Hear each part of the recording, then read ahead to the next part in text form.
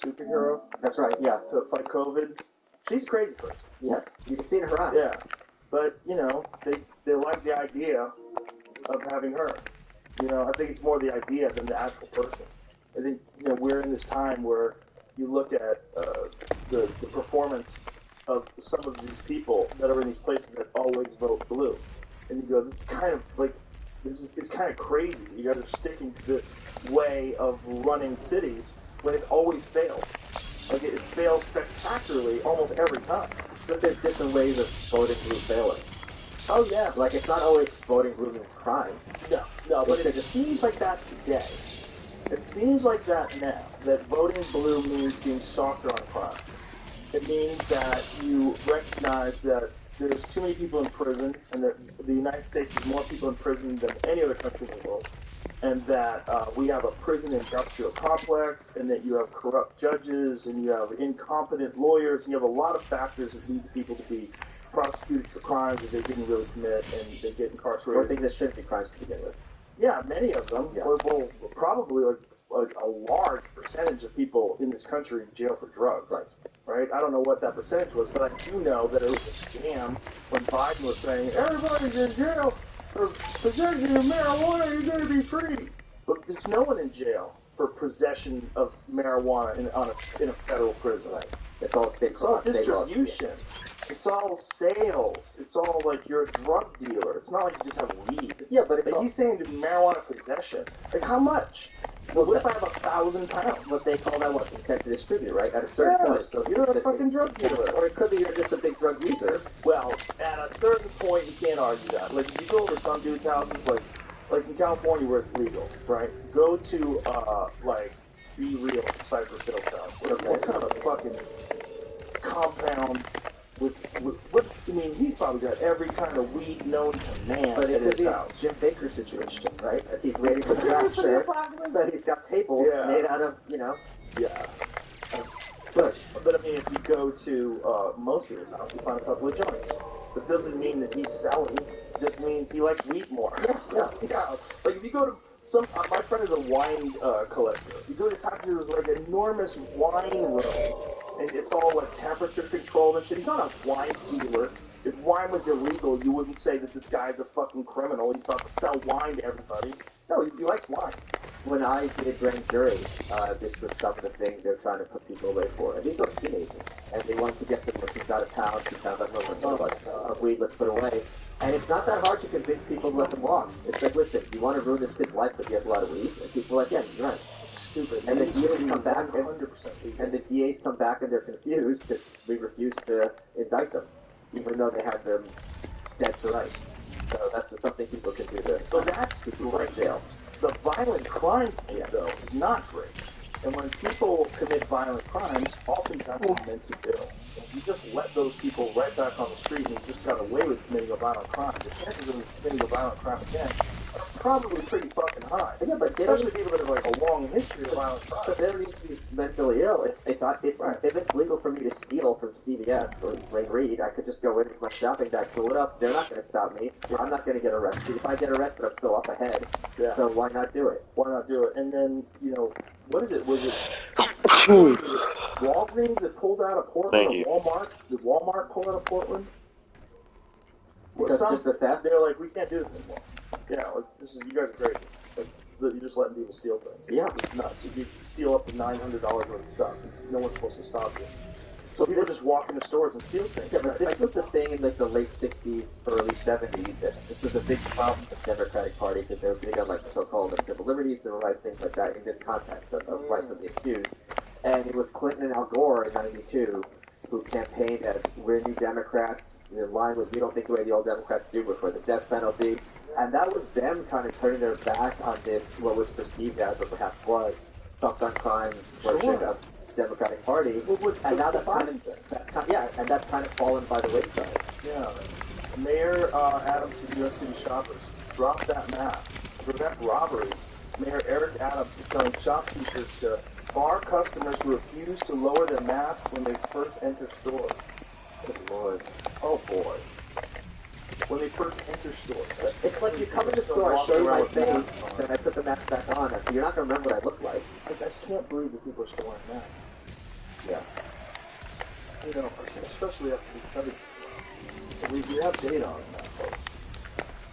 You pretty much agree that it doesn't work. Yeah, but it does work because you're signaling into signaling. Yeah, in-group signaling. Yeah, it works for that. And it works for people that are paranoid. There's a guy... And maybe, like, N95 masks could offer you, like, something, like, very slight level of protection. I don't know. Maybe it's better than not having one. Yeah, Jesus Christ, it's a requirement. There's a dude who goes to my gym who's, like, 5'2", and he's squatting like 500 pounds. And he's in a mask every single time for months. And I'm so curious what he's thinking and what's going on. Because obviously he knows about his health and things there. But oh my goodness gracious, boy. Everyone sees me. Half-bird jaw. I think there was a study recently that, like, unattractive people are far more likely to keep their mask on. I think people don't like people looking at their faces. They don't feel good about their face. And, you know, if you're a good-looking guy, you're lucky. I don't know about that, but you're definitely not ugly. I don't know about that either. You're not ugly. Thank you. But some people, unfortunately, didn't get born with the best face, and they don't like it. Maybe they don't like what they look like. Maybe they don't like the fact that they're getting weight. They got a double chin. Slap a mask on. Yeah, but and then you feel anonymous. The you feel like guy's jacked as hell. Right, but some people... I guess they only see the ugliness, they don't see the result. Maybe some people just want you to look at their body only. Maybe that's what you're doing. I think I'm going to have to go up to him at the gym like a complete lunatic. Be like, hey, I was talking about you, Joe Rogan. What's up with the mask? Yeah, bring it up. Why not? And then he has a disease. Then I'm sitting there thinking, should I be wearing the mask? Because then maybe I just like squatting more. Because he's clearly better at the gym than I am. Well, I don't know. I'll take whatever help I can get. All the time. Yeah, like with this cycle, you wear the mask for 63 weeks, then you go on a cruise. No, over there. Fuck you. What are you most, excited? Oh, let me talk about this book. Yeah. I've been working on this for 2 years. The white pill. The white pill. Because... What do you think, what is white pill for you? It's optimism? No. The white pill is hope. Hope. Reflection, hope and optimism. Because optimism means I think everything's going to work out. And hope is, I'm not convinced that that's the case, but I'm certainly, like if someone has a deadly disease, you may not be optimistic that, like, you know, you're going to be here for 5 years, but you certainly have to live as if you are, and have that hope that you're going to pull through. That's true. So that's kind of a big key difference, because optimism, I think, is often foolish. Like, if people, one of the reasons people get black-pilled or kind of give up hope, because they keep thinking, oh, when Trump gets in, or when Biden gets in, or DeSantis, someone gets in, everything's going to work out. It's like, it's not that how it works. If you keep putting your eggs in the basket of this guy in a white horse is going to come and save you, it's not going to happen. Yeah. They can maybe make improvements, but, you know, no one person, and this on the other side, no one person can destroy this country either. I mean, these Republicans who think Biden is just one election away from destroying America, like, get the fuck out of this country then. If you think one president can destroy this country. Yeah, well, it's kind of amazing that the country runs as smoothly as it does with Biden in charge. I mean, it kind of shows you how the checks and balances and all the different branches of government are actually pretty effective in some way. And it's like, it's not a fucking perfect system by any stretch of the imagination, but the way it operates right now, it can operate with that guy as president. Well, I mean, I'm sure he's got a crack team behind him. Oh, for sure. Yeah. Like, yeah, it feels rugged. Funny. Are they still in the land? Or did they capture him? Oh, they got him. Yeah, he got arrested. Okay. Yeah, because now they know that he's stolen, like, multiple bags, right? Didn't they arrest him? I feel like they arrested him. I know he had warrants.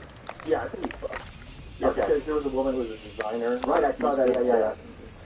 Allegedly stole her clothes and was, like, wearing very specific clothes. Right, because it's something she wore to some award show or something. She's a designer. She has, like, cool clothes. So he's got a good eye. Well, I don't think he knows. I think he's just getting lucky and stealing people's luggage. Is it kind of like you just play Russian roulette enough times you get hit the bullet? Yeah, I think he just looks around at a bag. It looks like a girl's bag. Grabs it. Yeah. Oops, I thought it was mine. Yeah, that's why I took it out and put all the clothes on.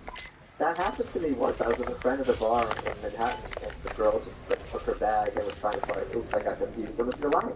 And then she got offended when I didn't believe her bullshit. I'm like, non-binary ex-nuclear race. Oh, that's the FBI. Wow. Okay. Investigated by the FBI for stealing fashion designers' luggage at Washington Airport. But was he arrested?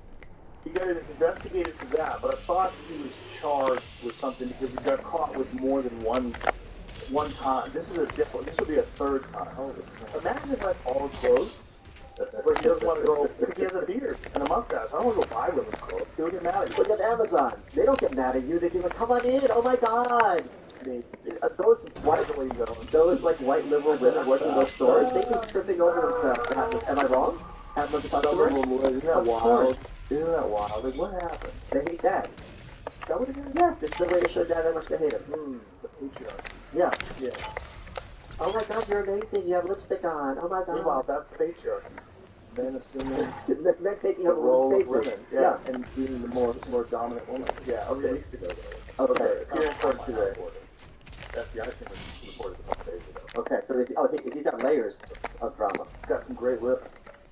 Let's scroll down. He looks like a Dick Tracy villain. Convicted on the charge, Brinton, who previously served as the Deputy Assistant Secretary for Spent Fuel and Waste Disposition at the Department of Energy's Office of Nuclear Energy, should face up to 5 years in prison, a $10,000 fine, or both.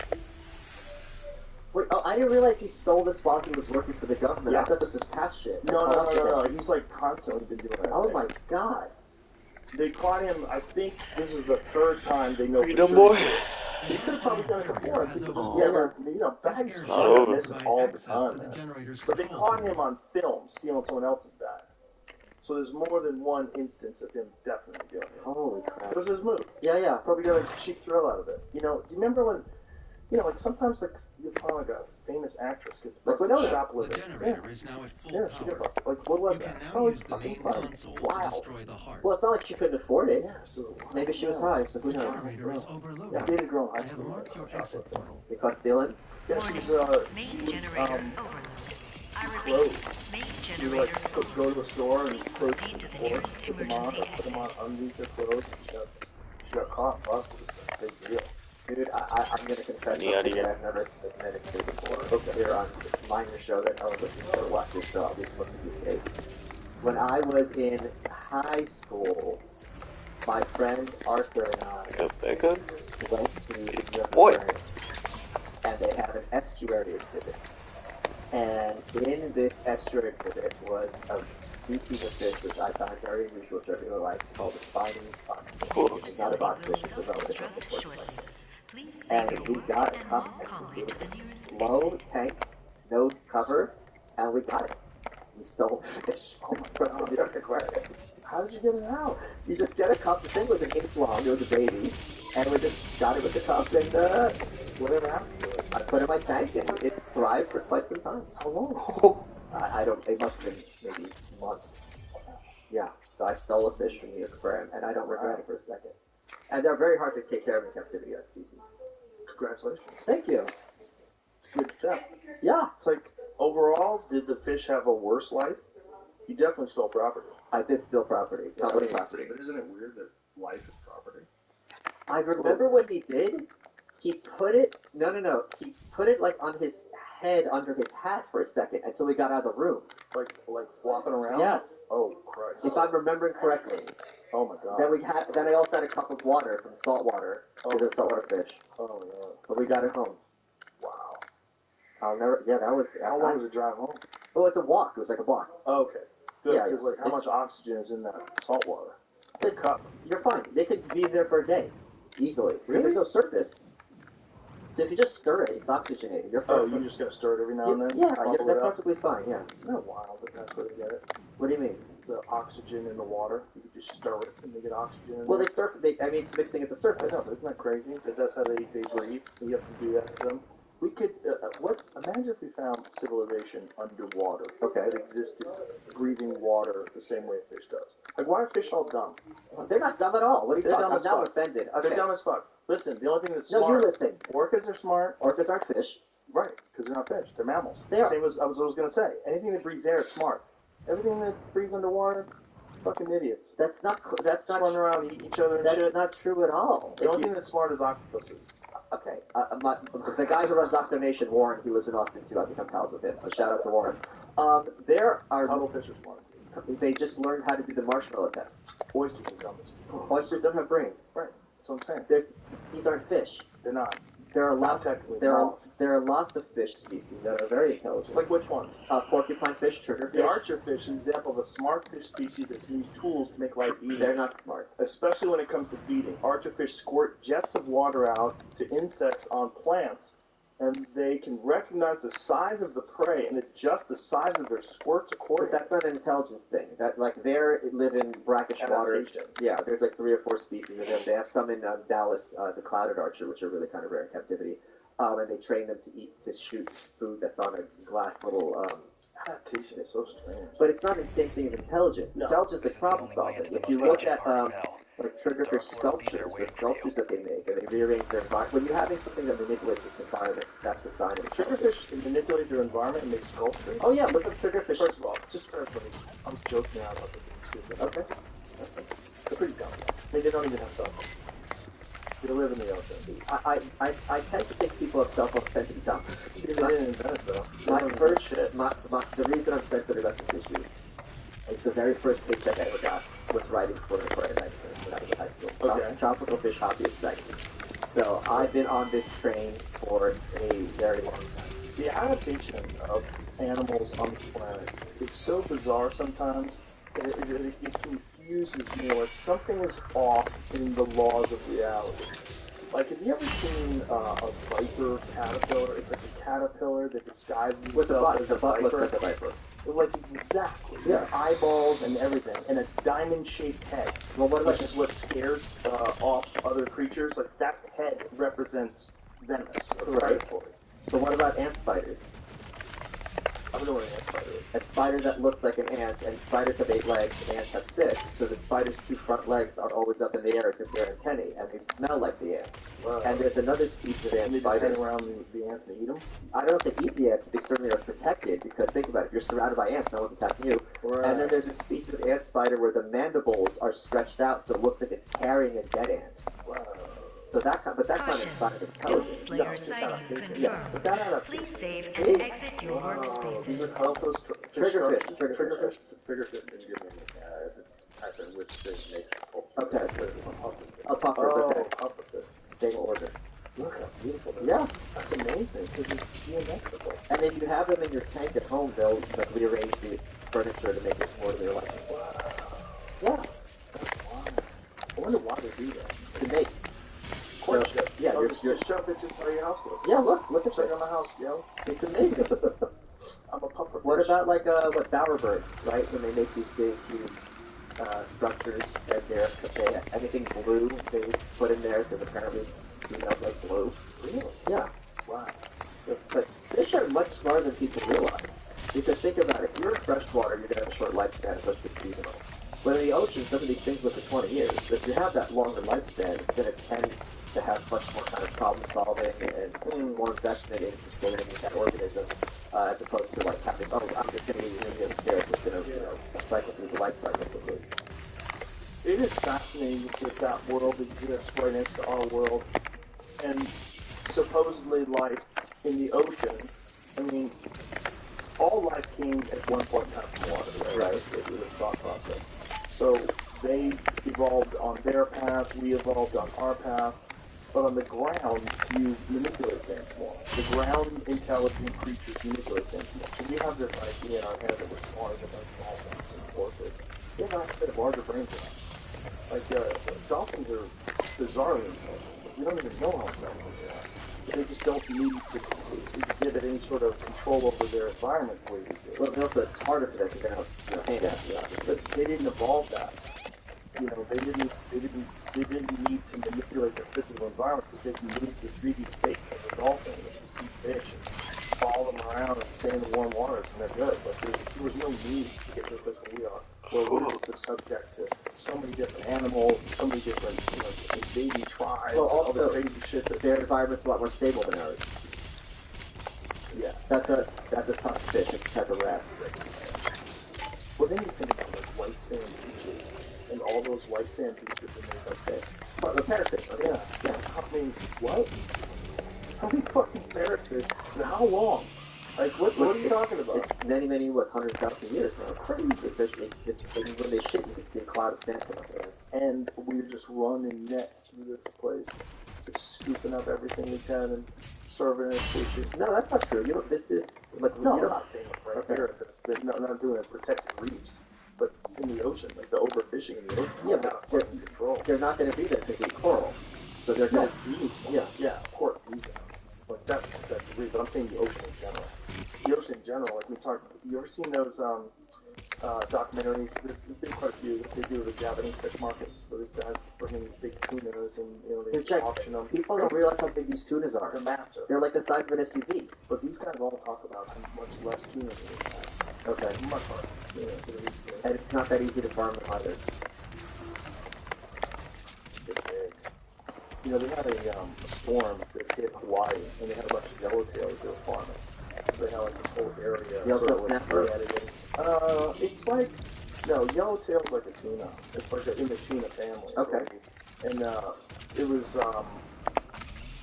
like a really aggressive fighting fish. It's delicious too.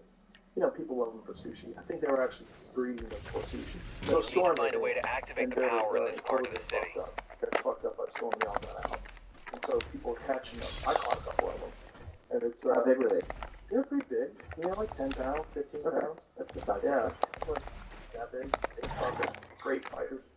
And delicious. We ate them, bring them back to, we were staying for 4 seasons in Maui, bring them back, and the chef cooks it for you. It was amazing. Power restored. But that's You should be able to continue towards the gate now. Of those sort of farming operations. You have to kind of do them in the ocean. So you have to like segment off a spot in the ocean and net it up and not let anything get in there, but storm fucked that up. Yeah, because they can't keep them in tanks, so they have the tanks big enough. So it's not the water quality is not going to be the same as it is in the ocean with the micronutrients and things like that. Yeah. I guess I don't know what they feed them. I don't know how they do it. They probably like dump stuff out of boats or something. Yeah, just try to like fatten them up for sushi market. Ever seen anything that's tuna oil? I've seen that with, I think they're called jack crevalles in Mexico. I was fishing in Mexico, and you just cast a line into that chaos, and immediately you catch a fish. Like immediately. What they thought that shark thing was recorded last week. They got up close to it, and it turns out it wasn't just tuna. There was a bunch of fucking sharks eating them. Oh, Jesus Christ. So the tunas are going crazy and the sharks are going crazy at the same time. Because don't the tunas circle schools of smaller fish and make them into balls, and then the sharks circle the tuna, or whoever it is? Look at the size of the boil. Like, look at how many sharks there are. Hundreds. Chaos. Can you imagine if you just said, I hate life, and just fucking swan dived into that? Good Lord. Can you imagine the end? Like, how long it would take for them to just rip I don't think it would be that easy. I think What are you talking about? I think they might. Find out. You're made out of Play-Doh. I wish I could go one episode of this show without Jamie telling me to kill myself. It'd bite through you like a Twinkie. Why would you think that it would be hard for them? I'm not saying it would be hard. I'm saying it's not at all intuitive to me that immediately they'd be going after me. Because they're not going after each other, right? So they're going after things that are small. I bet they're biting each other too. You think so? Yeah. I bet they're accidentally biting each other. Right. So the first one accidentally, then I'm bleeding, then I'm fucked. Because then they're I think you're swimming. fucked right away. I think you're fucked right away. I don't. There's possibly up to hundreds of the sharks are in there. Wow. At least dozens, if not hundreds. I think every person that jumped into that would be fucked immediately. I think if you hated, a guy and you wanted to get rid of him. I don't think I'm getting out. I'm not saying that. I'm just saying I don't think it would be like piranhas where it's instant. Piranhas aren't instant.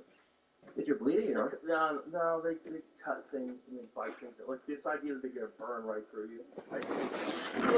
Hold on. Piranha in a town is not the same as a piranha in the Amazon. I've seen the piranhas in the Amazon. I'm not defending. No, it's not. I'm not saying they're safe.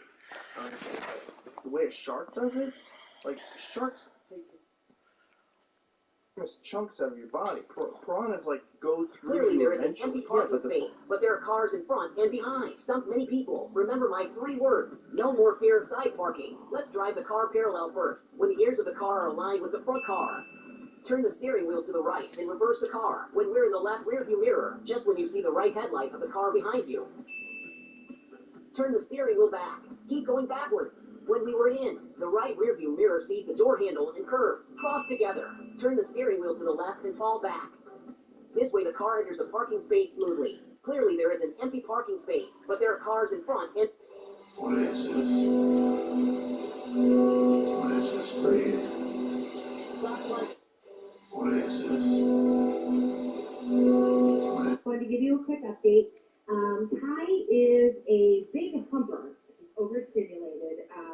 literally humping everyone.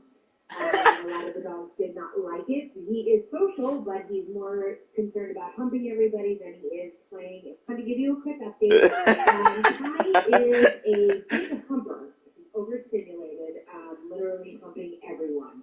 And a lot of the dogs did not like it. He is social, but he's more concerned about humping everybody than he is playing. I'm going to give you a quick update. Ty is a big humper. Overstimulated, literally humping everyone.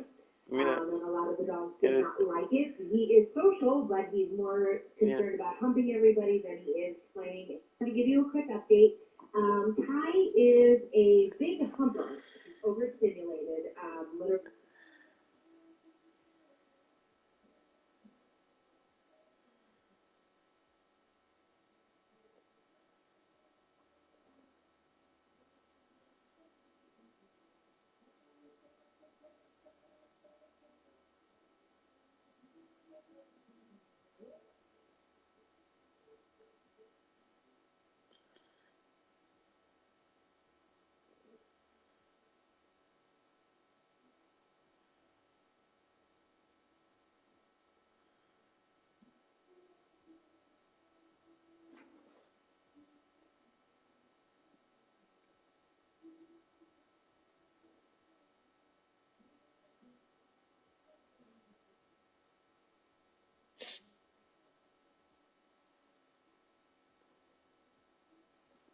They're pretty impressive. Right, you got a big ass head. That's the Alright, move on. the Sharks swarming. are doing that too, man. Alright, They turn don't on. swarm in the same way. Alright, turn on. You're gonna be my phone What it holder. looks like over there.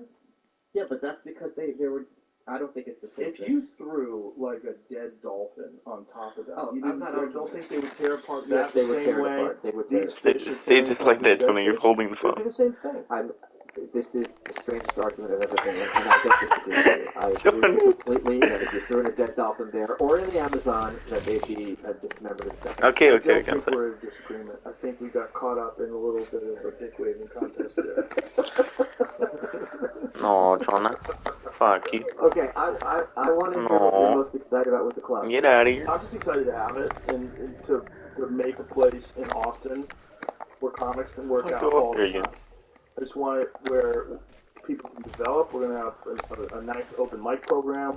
We brought in Adam Egett, who was the talent coordinator for the Comedy Store, and we brought him in. We brought this great staff in with a specific idea to make it a place where comics can start out, develop, become professional, with a clear path. Instead of comedy has always been like very difficult for people Jonah, to get go up on from out of being an here. open micer to being a professional. Get up on out of here, buddy.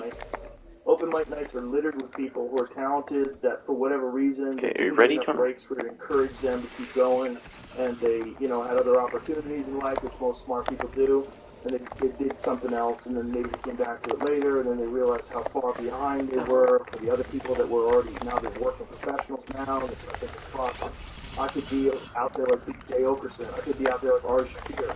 And they never really make it. And there's a lot of funny people that never really make it. It's real weird. And I think every other art form has like a very clear path. Like if you are a concert pianist, you can learn how to play piano. You can take lessons. You can get better at it. You can learn how to play guitar. Someone will teach you how to make the chords and make the notes and all the stuff. I don't know how to play guitar. Yeah. But the thing about comedy is you have to figure it out on your own. And everybody figures it out differently. There's so many different fucking styles. There's Jay London style. There's Louis C.K. style. There's so many styles. There's Chris Rock style. Everybody has a different way of being funny. Chris Rock. You need a place where you know that they are hoping that you get better. And they want you to get better. Not just like a dog-eat-dog world like the store used to be. Or like a lot of these other places are. But a place that encourages people to be better and to get better at comedy. And it gives you a place where you can try it out and you get to see, like, one of the things about the store that was so great is, Chris Rock would come into town and he would go and What the fuck, Jonah? What the fuck, Jonita? What the fuck, Jonita? Look at what you made me done, Jonita. Look at what you made me done, Jonita. Great for me.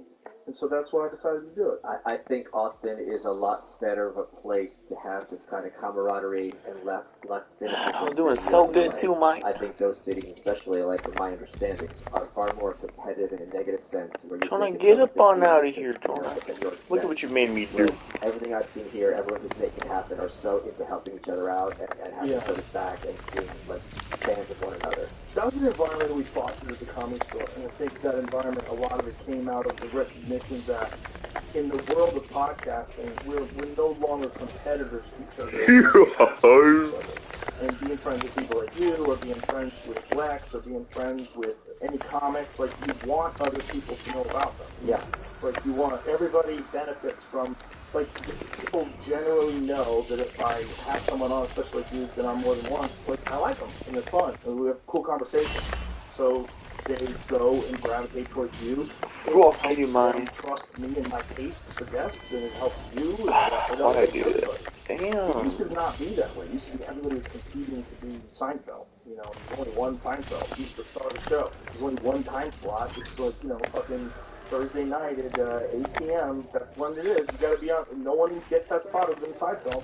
You gotta wait until he retires. And so then there's the Friends spot. There's the Caroline in the City spot. There's a very small number of things, and if you got that, it was life-changing. And people around people got those things, and they're like changed, and they drive the Mercedes, and you're the same fucking Where you at, boy? in a Hyundai. Where you at, boy? Like, Come here, we're boy. up at Wednesday night at 10 Come here, p.m. boy. and struggle following. What the fuck? And the sitcom was like the Hold up. whale. That was the thing that everybody wanted. And so everybody got like hyper competitive. And Come here, boy. What the fuck? You're gonna be competition with me for my dream. Right, I don't have it because you took it from me. I woke up in a new Bugatti. There was a lot of those guys that were like hanging around the Comedy Store when I first got there in '94 that missed the Kinnison wave.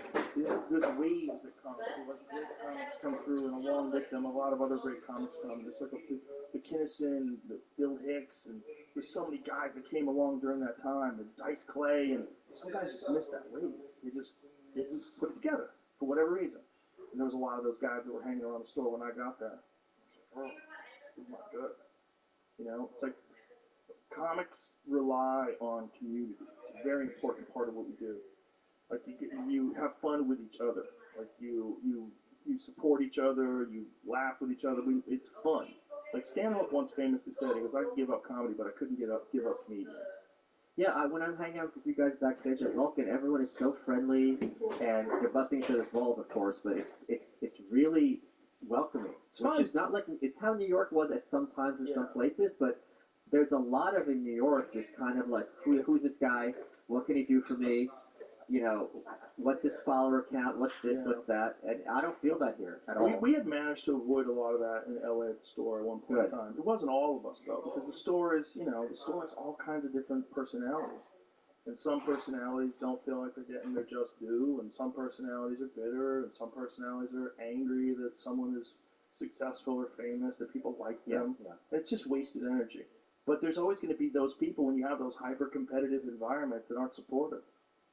You know, it's a thing that you learn coming up. You know, if you learn that, you see how, like, have you ever seen a guy who steals and he brings opening acts and the opening act starts stealing? That used to be a real thing. What? Really? Yeah, guys who steal, they would have opening acts, and those opening acts would be stealing too, because they learned from the guy who was the big guy. Oh, God. Yeah, so there was a few of those guys that would go on the road and steal, and a lot of their opening acts would wind up being joke buccaneers too, and it'd be a real problem. And we realized, we'd say, oh, he worked with him. We'd be like, oh, okay. And then he thinks it's okay. This is like you follow your mentors. This is just what they do. Right. This is what people do. You know, no one makes up jokes. I heard it somewhere. Yeah, there's everyone thinks the same things. There's only 7 jokes. Well, it's also the kind of thing where the guy tells like Simpsons quotes at a party, so he's funny, so he's like, why can't I just do this on stage? He's not going to think anything's weird that I'm doing Simpsons jokes on stage or like whatever jokes. Yeah, exactly. It's a weird thing, man. It's like creativity depends upon so many different factors, and we're definitely influenced by each other. But I think it's in a positive way. I think when it crosses over into negativity, that's when it becomes a problem. When people get competitive in terms of like they're taking people's premises or taking people's ideas and twisting them around. Like, hey, Like you're doing something squirrely. You're doing, and there's like different levels of that. Like some people do it and it's just out and out thievery, and some people do it and it's just like they both have the same thought. Parallel thinking is a real common situation, especially with like normal social issues. And a lot of times the punchline's going to be something that two people came up with at the same time because kind of obvious, you know. Absolutely. Happens all the time. But there's a difference between that and the whole set, yeah. thievery. Yeah. Because you know, like you see guys working out. You see them trying new stuff. You see the bits develop. Like I work with Hinchcliffe all the time. He's always got new shit. He's always got this new idea and he's always reworking it and like we're talking about it and game planning it and try it like this and what about that and he comes up with new taglines. We're all hanging around backstage and then he tries it the next day they kill. Some of the best jokes that Hinchcliffe has ever come up with, he came up making me laugh while we were on drive. Yes. Like in between shows. So that hang is so important. Do you think, because I'm getting this sense, but I'm obviously not a professional comedian, that a lot of this kind of so-called woke culture, whatever, that's been supposedly killing comedy, I feel like that's receding, and that there is a lot of space, especially here, to tell jokes whatever the hell you want without fear of repercussion. Yeah, and you know what? One of the big supporting factors of that idea is Kill Tony. Yeah. Because Kill Tony, you get 1 minute, and the comedians are ruthless and hilarious, and they're all like Roseanne's on there, and you know all these killers that come into town. Shane Gillis, all these people go and guest on that show, and comics get 1 minute, and if they do well, everybody supports them and cheers them on, says you're really funny, good luck. You know, I pay to see you, and they walk out of there fucking lifted. Like, a few good words of advice and praise from an upcoming, from a legitimate stand-up to an upcoming stand-up are so fucking huge. And I think we could provide that here. Yeah, and I've seen it firsthand already. I've been to Kill Tony. It's a lot of fun. It's a lot of fun. And I think it's really important for like setting the tone. Like, it's just about funny.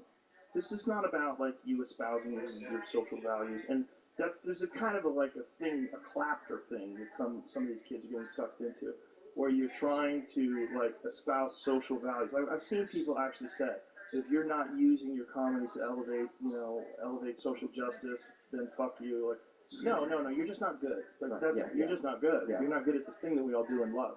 Like when we watch people that are great comics that have a social message, whether it's Dave Chappelle or whether it's George Carlin or whoever it is, they have that with jokes. Like, right. The most important part is that it has to be funny. You get a certain amount of juice from going for the social justice angle, where people are like, yes, and they clap. And you get addicted to that. But that's not what you're there for. You're there to make them laugh. Like you can't just say something and hope they clap with you. You should figure out a way to make that funny. That's what we do. And you don't have to, by the way. If you want to do clapter and fill audiences with, people that are fucking inside your wheelhouse and they like to hear you say the things that they think, fine. That's great. It's shocking to me how much late night comedy has fallen. And because there's a lot more than when we were young. It used to be like Johnny Carson and Letterman after him, right? How many? There's like 10 of them now. The fact that Hennessy rates isn't a household term, that when Hunter Biden was texting his lawyer, like, don't charge me no Hennessy rates, that's such a funny expression. I don't know I didn't know that. Yeah, that was in the Hennessy. What does that mean by Hennessy rates? Expensive. Don't charge me no Hennessy rates. Oh, Hennessy's expensive. Yeah. So, like, that is such a joke waiting to happen. The fact that this isn't, like, being beaten. You have a dementia patient with a crackhead son. Like, the punchlines, I'm not a comedian, the punchlines write themselves. But they're so invested in this bizarre partisanship that you can think Biden's a joke and still think Trump's an asshole. 100%.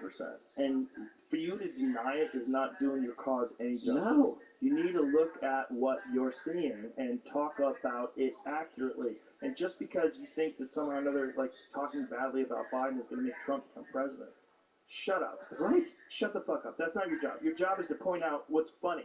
What's funny is this guy keeps falling upstairs. He's clearly deteriorating before our eyes, and everybody wants to pretend it's not happening.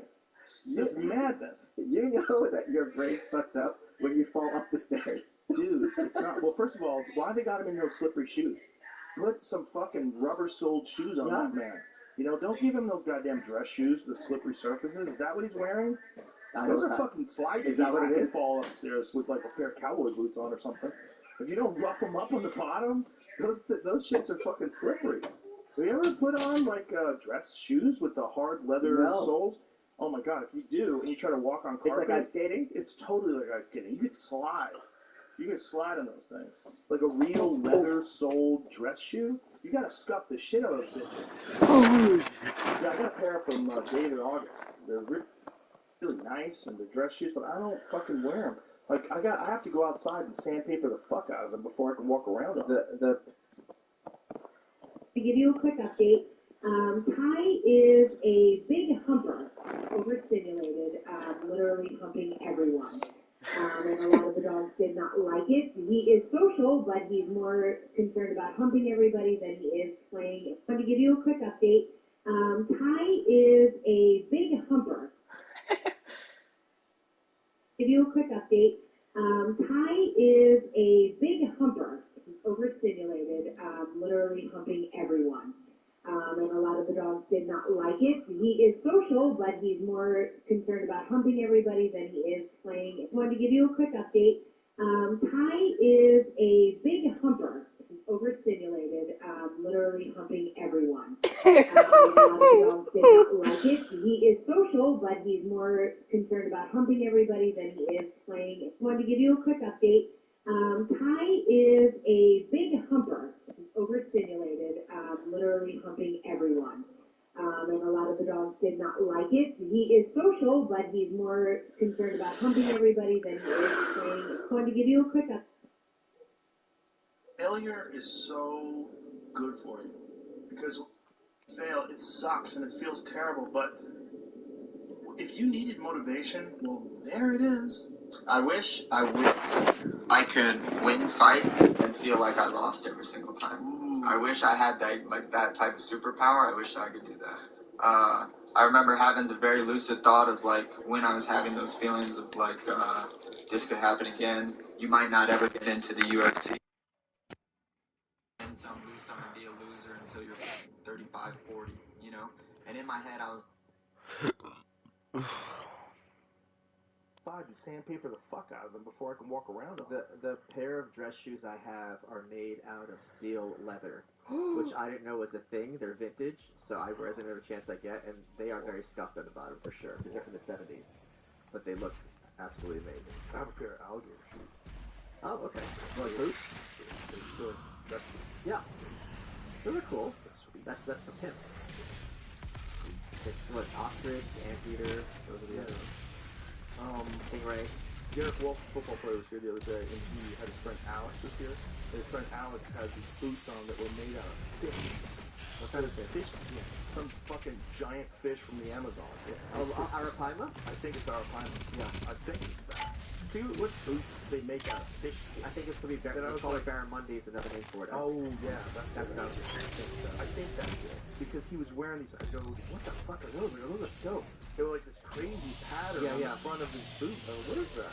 It was like, it's actually a fish skin. Yeah, I think it's Barramundi. I could be fucking around. They go hard cowboy boots around here. Yeah, I haven't gotten, oh, yeah. What is it? Yeah. Oh. Here, boy. Come here, little bitch marauder. There's a little bitch marauder. Definitely it, man. If you look up what that fish looks like, if I'm thinking of the right thing, I think what the fuck is this, boy? Look that up. It looks crazy. Yeah, boy. How do you say it? Kilaruku. Come here, bitch. Yeah, that's right, bitch. You fuck with me, boy. You fuck with me, boy. Alright, where's this little bitch boy? Oh my god. Bitch. The skin of them is so tough they turn them into fucking cowboy boots. Wasn't that wild? Then the one I'm thinking is the tiara, I think. There's a largest freshwater fish. No, come here. No. Oh, there you go. Yeah. Mammy boy. I think it goes. Come here, boy. No. Come here, bitch. Oh. Ah, fuck. I wanna get the. Yeah. That boy.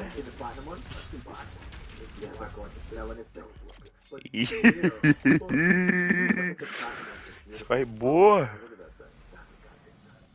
Yeah, they're living fossils. Yeah, 100%. And their skin, like when they cut their skin, you have to cut it with metal shears. Do you really? Yeah.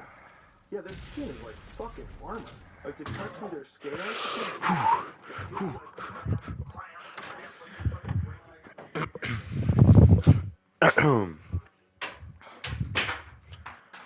Damn, look how buff as fuck I look.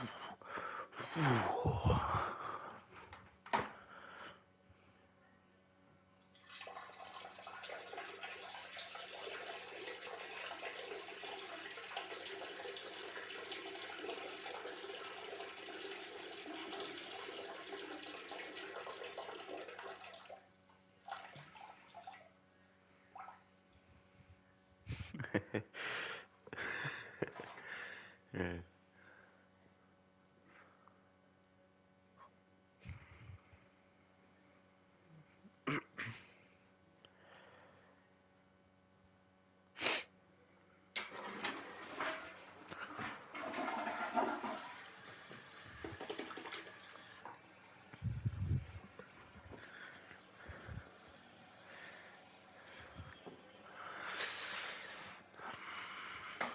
Book is going good, baby.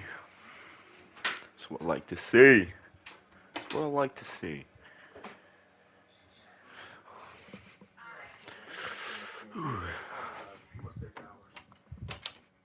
Holy, look at that thing. Holy shit, man.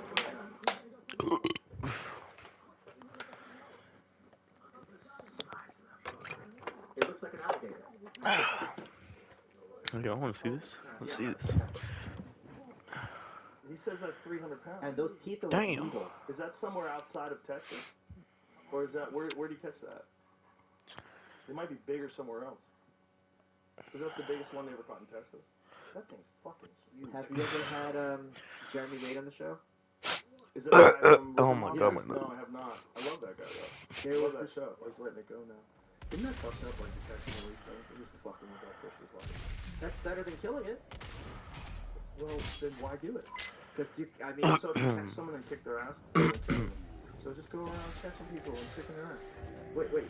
It is better to kick You're their a ass dumbass than bitch. kill them. It is, definitely. Yeah. But should you do it? Should you go around catching people and kicking their ass? Well, yeah. Fucking If they got a big mouth, someone's got to take Well, I it. don't think that fish had a big mouth. Attention to maintenance team.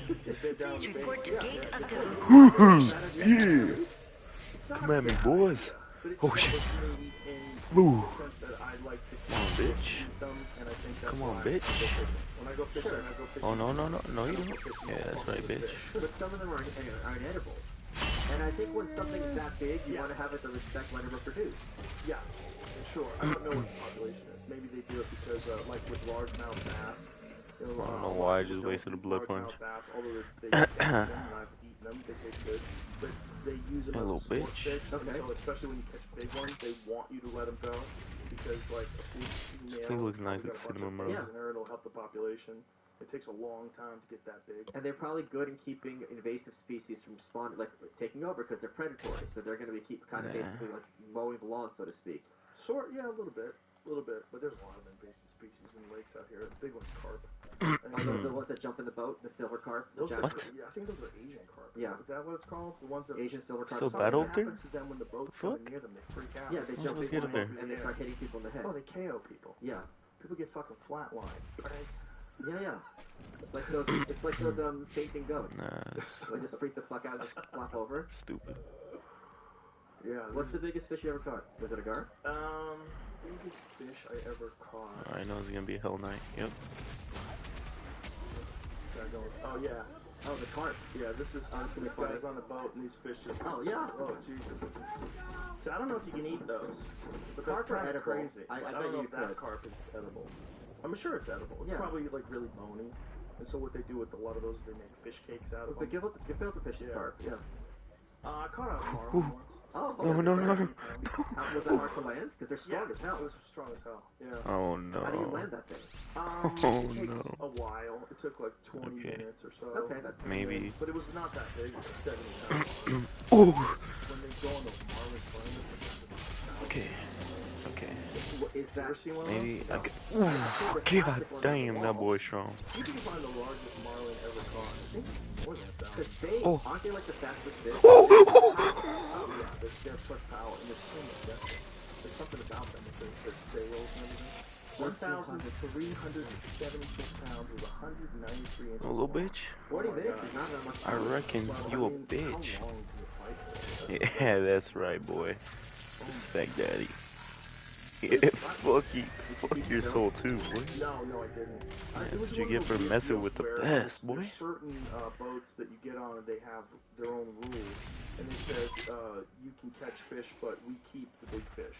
I'm like, okay. It was like, first of all, it didn't bother me because I was staying in the resort. I'm like, what am I gonna do tomorrow? Right? I couldn't think. How am I gonna? Yeah, better.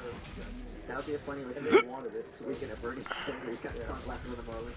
we were just looking for fish that we could eat, that we could bring back to, small fish, like the yellowfin or something like that. That we could bring back to the resort and get the chef. A little bitch. You ever watch a car that's in like 10 minutes of the fishing? Did you ever watch that guy Masaru on YouTube? The Japanese kid, he goes and catches fish and he cooks literally everything. He cucumbers, starfish. Oh, really? I've seen that. Throwing up. I know that guy. He's on TikTok. Japanese guy like subtitles. He's the best. Oh, so he tries everything? He tries everything, and it's like the headlines are clickbait, like eating sea cucumber leads to disaster. Yeah, he's the best. Eating a diarrhea-causing fish, extremely high in fat. Oh, let's watch that. He's hilarious. Well, no, that's fake. It's clickbait. So have you ever had escalor or white tuna at the sushi place? Yes. That's what that is. So it causes like anal leakage, but he's fine with it. He's fine with anal leakage? No, but I mean this episode he's not gonna have diarrhea. Got it. But that's good. He's great. Looks like he's having a good time. Look up what he does, like the starfish, like, and he's eating like when they have the parasites, he just cooks the parasites and eats it. Yep.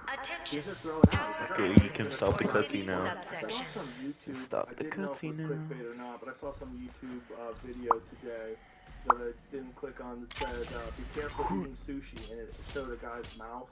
It was open and there was like, or some part of his, it wasn't his mouth, it was like something, like they put a camera down his mouth. And they Oh my, the marauder, I just heard this bitch ass. Okay. Or not organ feathers. Oh no, it makes the same noise. Boy. Yeah, but I don't think that's really I think it's not a concern if you get the restaurant because they flash freeze it, don't they? I don't know, because I think freshwater salmon is where a lot of parasites come from. I think it's not a thing that much with saltwater fish. I think it's less prevalent, but I think you can buy fresh salmon that hasn't been Why? Why? Like sushi. You're doing so good in Nightmares. Okay. I think that's pretty sure. Like, what do they do to keep people from getting parasites? My understanding is they catch on the boat and they flash freeze it instantly. Raw. The only freshwater fish that we eat at sushi is like eel, but that's cooked. It's freshwater eel, unagi. Wait, salmon. Salmon's Euryhaline. Yeah, but a lot of it is, I mean, you can most The bitch. I'm gonna try to take out the little, what's his name? But it's a brackish. Or like a trout. Trout is gonna be freshwater. Right. Yes. Yeah. Okay, so this is called a screeching zombie. Sashimi. So Right. stoning Trout is definitely a of thing. this blood maker. Yeah, you just, And you take that motherfucker out first.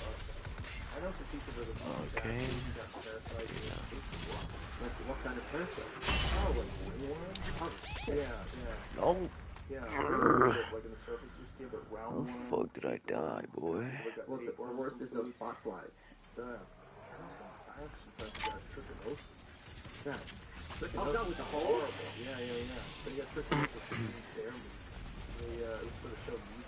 Like Supernova and this whole crew. They ate this bear meat. Come on. Cooked well enough. Yeah, that's right, And, bitch. they all got trichinosis. And there goes the blood. That's some kind of pathogen. It's a parasite. Okay. Now it's Parasites time in for the meat this bore little their bitch. way into your muscles and shit. Damn, that was clean. That was clean, boy. Good job. Okay. All raw fish can have parasites, but not all raw fish does. Especially when you're eating Why? at a sushi restaurant. Raw fish is eaten flat, frozen solid. It's temperature of minus 35 degrees Fahrenheit and stored that way in a commercial freezer for at least 15 hours to kill whatever parasites happen to be in it. That's right. Sushi is probably not fish that was caught this morning. In fact, most states like Oregon require it to be frozen first, but that's a good thing. Beyond banishing parasites, so I've eaten sushi that was not. Like, and I had some friends that went tuna fishing, and they said that the chef, they had like a tuna fishing expedition thing. They catch tuna. They would catch the Damn, tuna, why is this and so then hard? the chef on Like, board I can would clap all cook these for people. I them don't and know why make it's so hard sashimi right right now. there. Like those Probably people are because they're eating it stone fresh. imps. Yeah. They could get parasites. Yes, of course. But freshwater instantly works.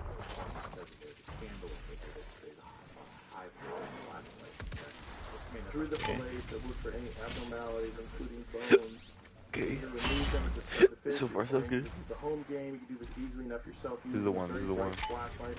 Furthermore, that Yeah, seafood bitch. processor probably get a lot of their products from fish farms, which is less likely to be riddled with worms. So, why? Yeah, I have read things about people getting parasites. So that's what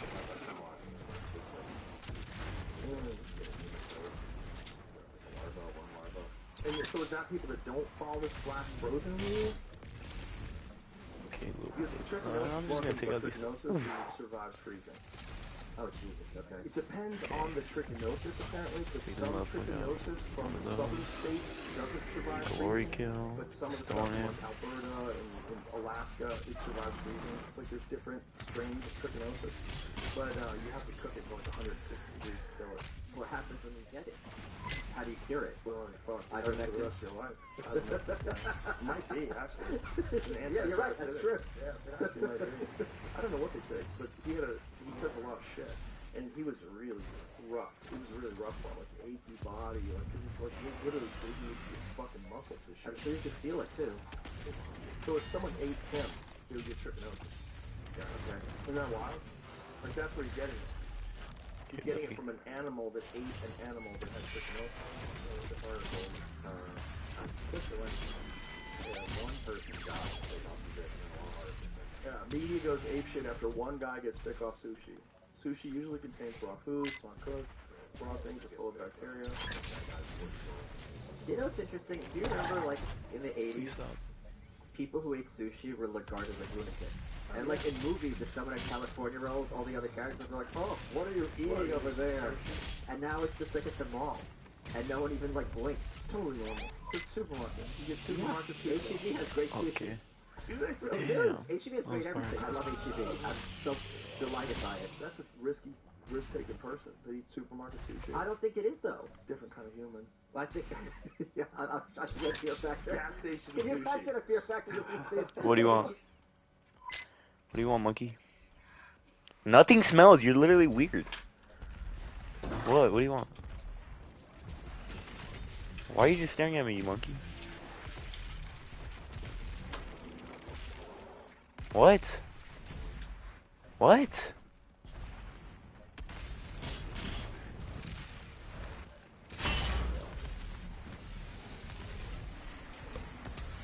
I'm way better when I'm not paying attention to the game.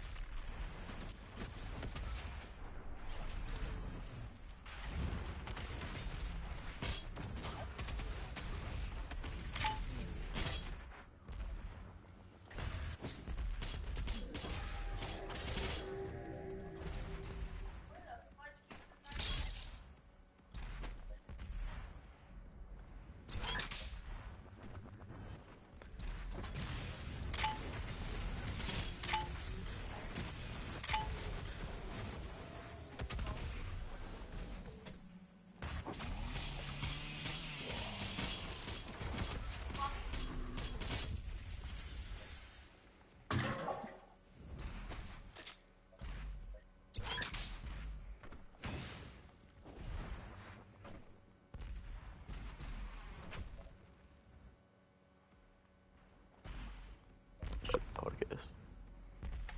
Sushi. I don't know. Bro, gas station sushi. You're not allowed any wasabi. This is real fear factor shit. What's the riskiest thing you eat? A gas station burrito? What's the risk? You know, Or a hot dog? Hot dogs. Hot dogs on that spinner. Gas station hot dog. Don't get it. What the fuck The am I hot doing? dogs on the That's fucking got it. It's supposed to go up there, right? rotating things. Are you down there? that's the At a risk. gas station. That's gotta be the riskiest. That's pretty risky. That's cheese inside. For sure, you're eating some dicks and apples. For sure. And you're also probably gonna get diarrhea from the back up. Possibly. What would be the riskiest thing? Anything I cook, am I right? Yeah, shoot. Whatever comes out of my wife's kitchen. But anyway, that's what's gonna be tonight at the Take my wife, at the please. comedy bar ship. Yeah. That's it. We're bringing back old-timey jokes. Yeah, Oh, no. I did an event for my friends on the 200 episode, and because of the hamburger made this joke, I got a dummy made out of him, and I did the ventriloquist act, and it gave me an excuse to wear a mask, because then I don't have to be good with my lips, and it was the first time I bombed. Like, I bombed, and the only thing that saved me from bombing was some drunk person rushed the stage and was yelling at me to take off the mask, and that I'm giving into the regime, and he had to get tackled, and everyone thought it was a bit, and I'm like, no, I was just bombing fine on my own, and this guy saved me, so. That's hilarious. Yeah, the funny thing is, they still have this puppet I had made of him. This is an automated alert. The gate of D-Room is offline. Please reschedule further testing until power has been restored. Just put a plague mask on and fucking... Have you ever tried to do the trilogy? No. It's hard. I bet. I wish someone had sat me down and like, dude, practice, but this stuff There's no fucking way you can do that. There's no fucking way. No, but it's not just that. It's that you have to coordinate this with this hand. That seems easy. No, it's not. It's like the no, it's peas not. are the problem. It's like trying to circle your head and pat your stomach at the same time. Oh. If you're focusing on your mouth, you can't concentrate on your hand. Oh, so it's like playing guitar and singing. Yeah. Well, I didn't, and I paid the consequences for it. So I could. What? I didn't just fucking wing it. What?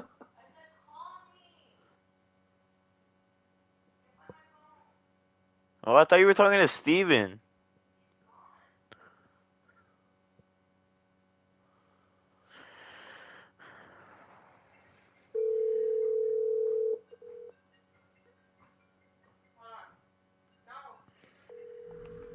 I mean, no keep.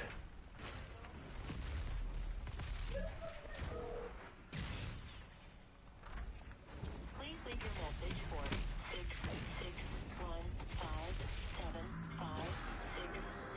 661575657. Boom.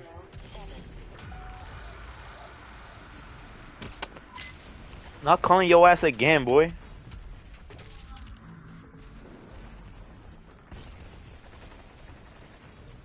No, I don't want that. Just get it easy. Ah, fucker. Man, I'm dead. Come here, bitch. Bitch. Ugh.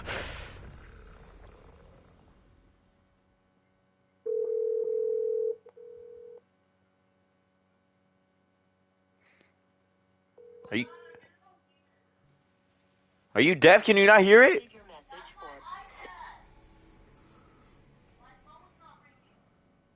It was bad news. And I was the closing act. Everyone's like, oh my god, Michael Mott's gonna kill it. And everyone's just sitting there on their hands. You don't see a lot of ventriloquist acts anymore. What's that guy's name? That guy who's Jeff Dunham. Yeah, he's huge. But it's like, I think he's one of those guys, it's like Carrot Top, where when someone gets so big with that genre, they kind of own the genre now. Right. What are you trying to do, Carrot Top? Yeah, like, when I was a kid, yeah. When I was starting out, there was a lot of prop acts. There was like, there'd be like one every couple of shows. Is that right? Yeah, there's quite a few. Guys started out as prop acts and eventually dropped the props. Like Mitzi showed it was like crap.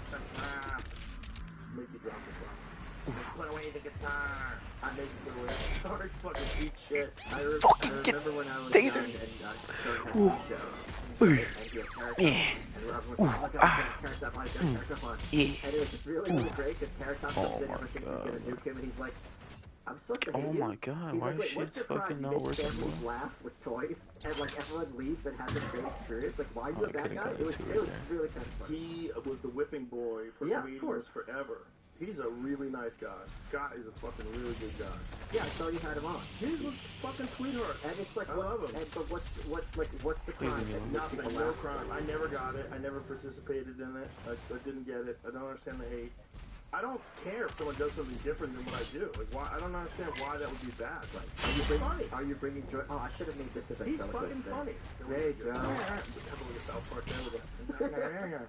Hey, Joe, what's going on? I'm ready. I'm building a robot. We're gonna go with you. She really nailed it.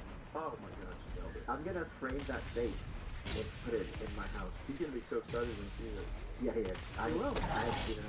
Guarantee you. Hey, Lex, what's taxula? Хорошо. What's the deal is? He's got a great fucking show. Yeah, he does. So, we always, when I do his show, we always dress up. And last time I was on, I was. How's it feel getting demolished a little bit? And everyone's like, why is he wearing lipstick? I'm doing craft work, relax. And he was just like Santa. That's hilarious. Duncan Trussell and I do that. We dress up. And one of the times, might have been the last one, but one of the times we dressed up, we had candles all over the table, so the only light in the room was candles. Yo! And we were dressed like clowns. And it was featured on Fox News. Because we went on some crazy rant they agreed with. They said, Joe Rogan had a really good point. You should be fucking dressed like a clown. Like, I'm a literal clown. Like, you're coming to me for good points? I was on Kid Pool. And I had a propeller beanie. And shout out to Jose Garcia. He put a motor in, so the propeller was spinning. What the fuck was that? American Economic I better Association not restart. Please, God, please. And all these please. people online like, I can't take someone who's got a propeller beanie on. I'm like, well, that's the point. What the fuck, dude? I'll tell you, Tim's coming back April 14th at Vulcan. It's going to be the me, big Alex motherfuckers. Blair, Alex Stein, and him on stage. I'm sure Ian's going to be there. And I've got the most amazing outfit. I'll tell you off the air. And the trick is to have no one acknowledge that you're in an outfit. I can't wait to see it. It's going to be a lot of fun. That sounds like fun. I love silly shows like that. You guys wear an outfit. And if you do, whatever criticism anybody lobbies or whatever, come on.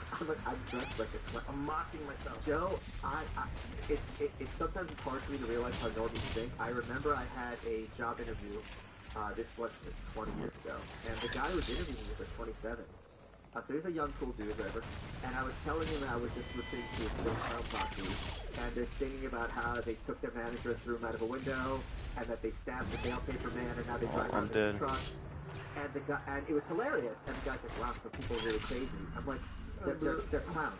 They call themselves clowns. This is absurdity, and it's ridiculous. They're not throwing people out of fucking windows." Yeah. But for him, it was just like, "This is weird and stupid." I'm like, "Oh, okay."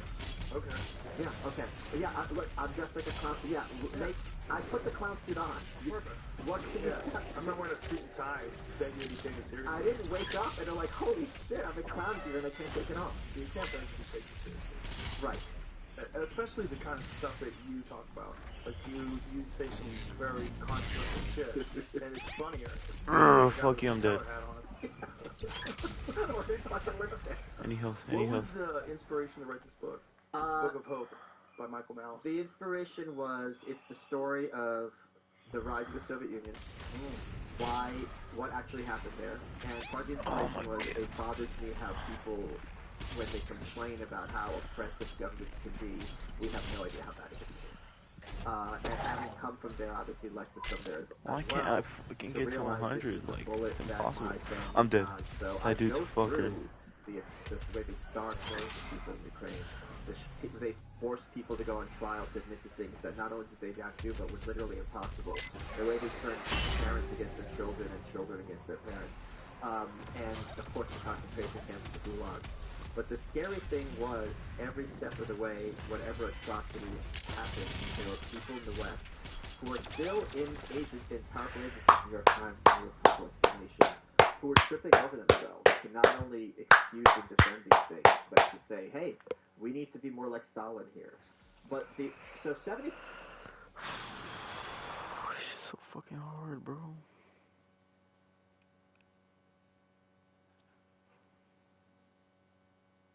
Give you a quick update. Kai is a big humper, overstimulated, literally humping everyone.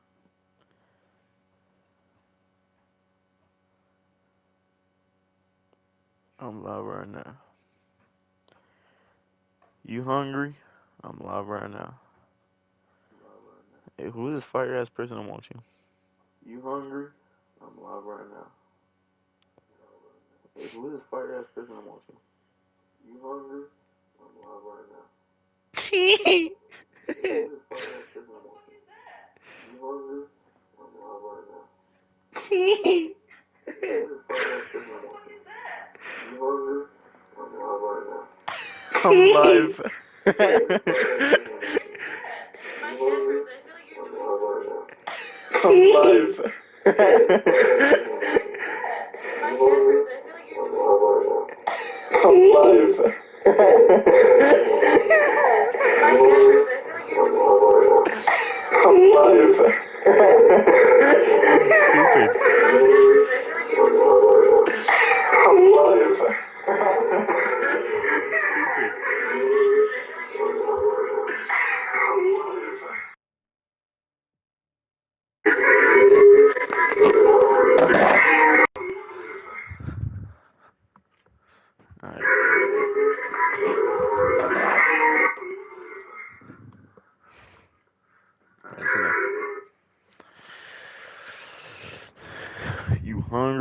I'm live right now.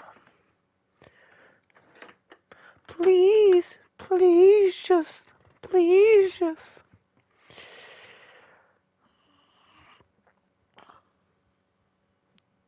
Ganga ass?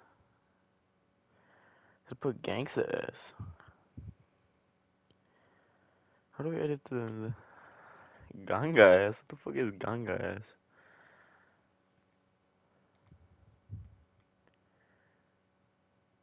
Overlay options. Wait, can you hear that? Wait, can you hear that?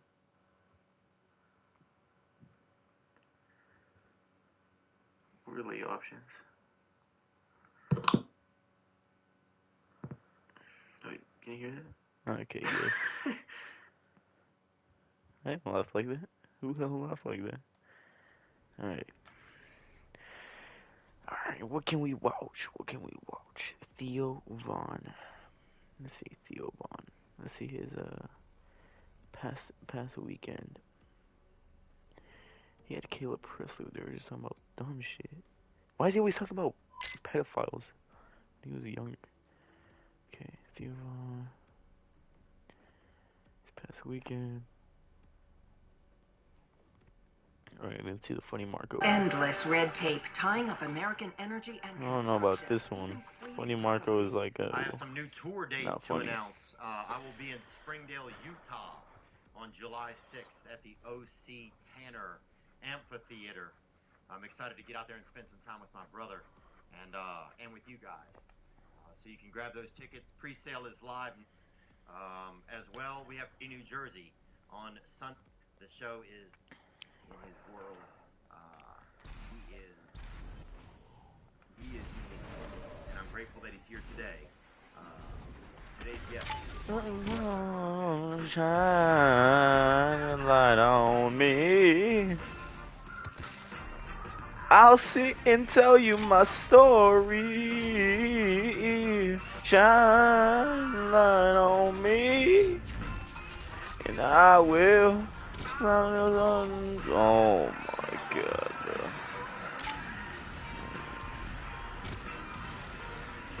Stupid ass fucking.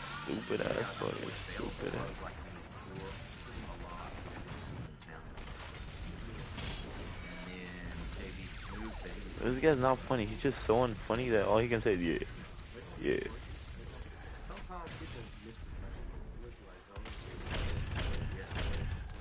Fuck you mean insufficient food? Oh my, this guy better not touch me with that.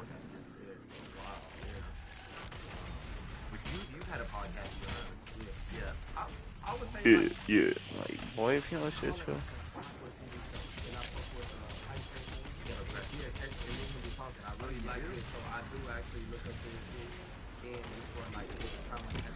Fuck you mean no glory kill.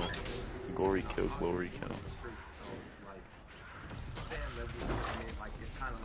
Where it's such thing as like we don't have that in our, you know what I'm saying? So instead of running from my problems, I'm gonna face them. Yeah. We don't solve like, and I Oh my god. Never mind. Yeah, he's good, and then it was just kind of dope, and it's just kind of like with, I can't, but what I tell people is, you wrote it, oh, okay. What I tell people is sometimes with content, you gotta watch, do your homework, who's great. You know what I'm saying? Yeah. Like, Kobe Bryant. Fuck, no, he's gonna clap me. Whew. Like, just imagine him like, nah, I don't want to be like him. Like, and he give him his props. Nowadays, people don't give him. Like, actually, I watch your show and they're like, damn, it's some more shit that you made me, inspire me to do more things. Oh, really? Yeah. Oh, wow, man. Thanks. Fuck, bro. You don't give a fuck when you're on stage. Yeah, I just want to be able to. Why, bro? Why, bro? You know, and I feel like and the whole reason I got into this business was I just felt like the only thing I had was my voice. You know, like I didn't have anything else growing up, so it was like all I had was my voice. So I wanted to be able to say what I wanted to say. Fuck, bro. But then you start to Chill run the out. risk of people getting upset, or you know. But I want to run that risk. You know, like you want to be able to have some risk. A favorite comedian said, "This is not there to give you a place to come to laugh. If you want to see this ability, just go. Yeah. Don't come. You don't tell how many fucking not to be like, why you say that? At the end of the day, it's funny and it relates to it. That's what it is. My thing is just gonna get people that can relate to it. Funny and it's not funny. Like when you try to pick at what I say, now you're doing it. Right. It's like your closet. So imagine somebody coming to your closet and telling you why the fuck you got this shirt. This is what the fuck shirt I got. I want this shirt. If you don't like it, don't fucking like it. Don't come in here and try to pick at what the fuck is in my closet. How the fuck do I pass this level, bro? And it's like either you like what Oh, I need this for the golden railgun and the tricky part gets fucking is like, well, I'll notice two things. For one, I notice sometimes plasma rifle. I'll do the same thing. I start falling into the same trap where I will be sensitive about shit. So I gotta watch it. I'll notice it. You know, it's like. Alright, no fucking Mr. Nice Guy anymore. No more Mr. Nice Guy. Where's this little fucking Google guy? There he is. Come here, Gooby. Where'd he go? I noticed that, yeah, I hate that shit, and then also sometimes I gotta be careful because I'll almost. Okay, clap, brother. If my mood isn't good, I'll let myself lean in. Bitch. Dude, you're talk to me like you know me, son. Cause you don't know me, son. You got titties? Dude, what? Yo, what do you say? You got titties? Oh, when you ask those people if they had too much space. Oh yeah, I have to go to corral. I look, yeah, it was kind of like. It's like you're a traffic guard for fucking bullshit. Right? Okay, so basically the man that had no restriction, you get too many plates. No, that's not true. Okay, how many plates have you ate? If people fall for it, and that's like a mindset thing. Like this guy right here that they showing. Every dude and I've seen this dude a million. You're like, I've seen this dude a million times. It was like I gotta get him. For some reason, he had a gun on him too.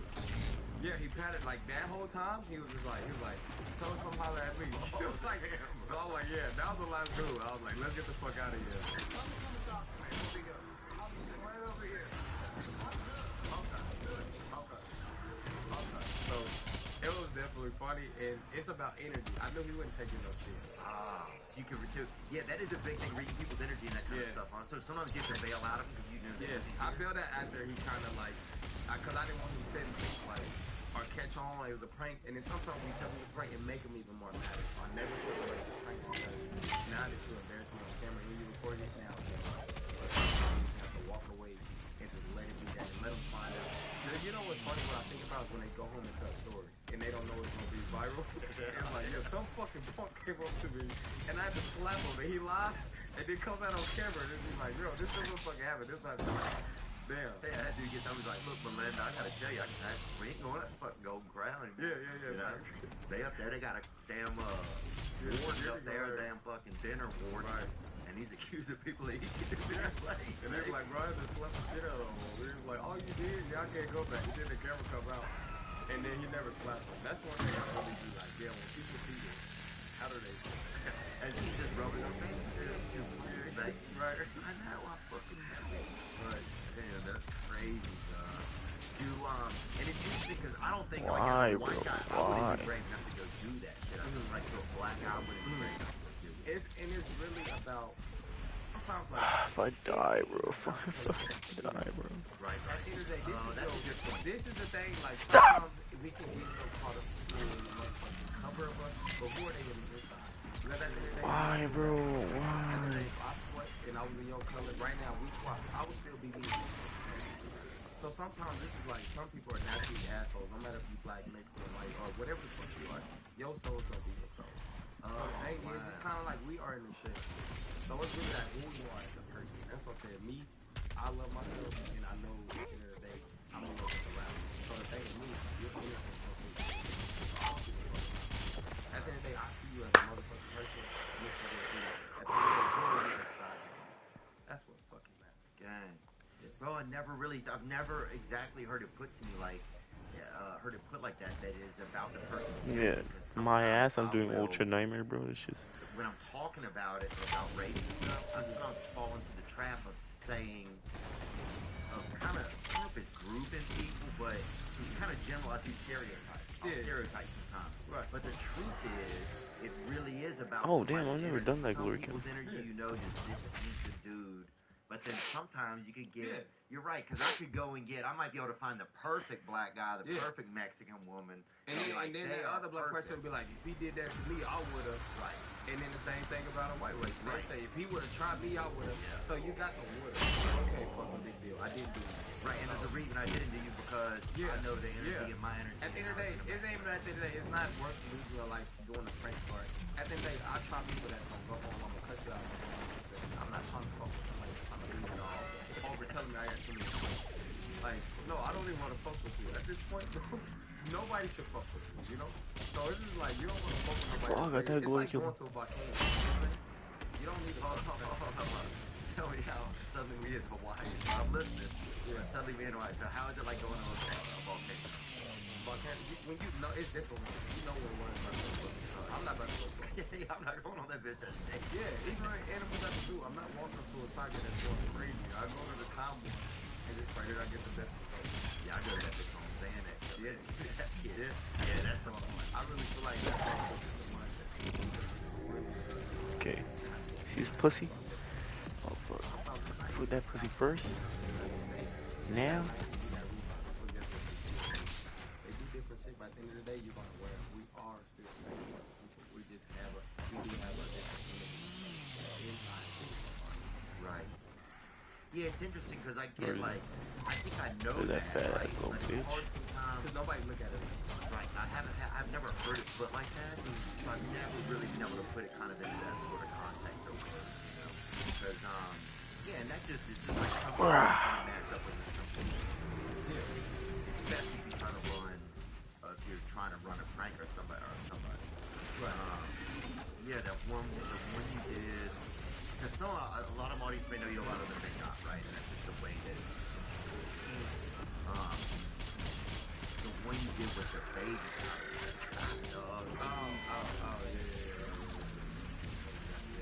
Let me tell you about this baby pirate on this one. Is the one that's Okay, that one was funny.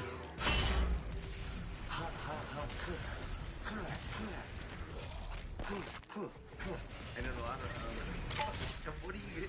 You go into Walmart. Yeah, hold on. I'm not watching. I'm on that. This is gonna be the greatest moment of my life. I couldn't see it with you. Honestly, and that's what I say. I got greats that I look up to. Like, Oh, I got that groove on right now, boy. You had no idea. No, I didn't. I was like, I gotta get it with something. Where's Baron I had Hogo? Walmart there, so I just wanted to get a good video. Shout out to Ed Bass.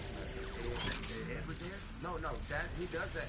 He does the thing. So I look like these people I look up to, and then I just look and be like, how can I do I'm not gonna fucking die like this. I create, and some people I recreate. So I'm a person that. Damn, this boy does not fucking die to that? Whew. Yeah. Oh my god, please. It'd be like an ad system. Oh, no. No. No.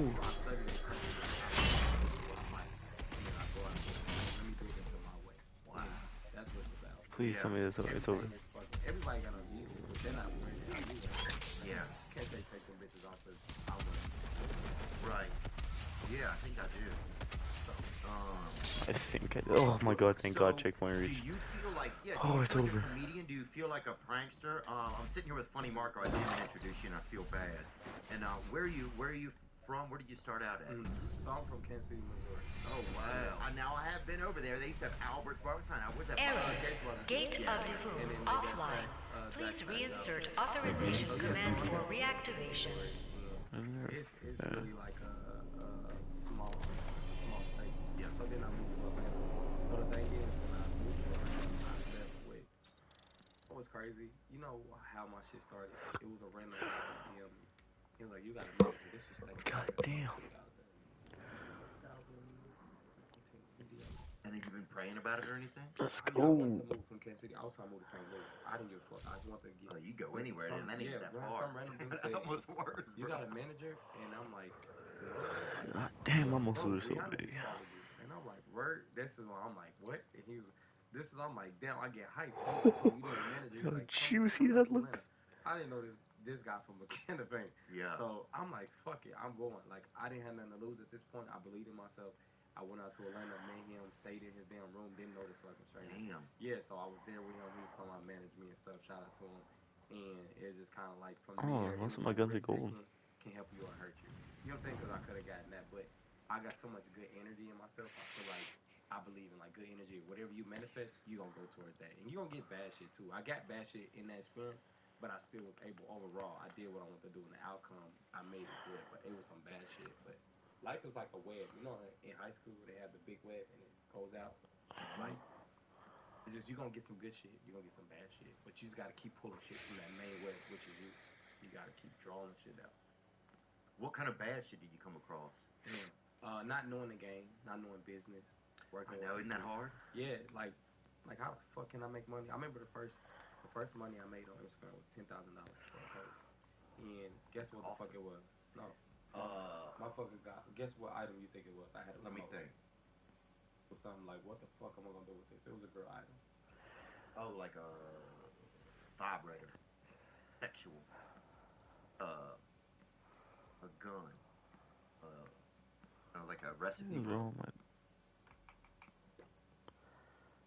What?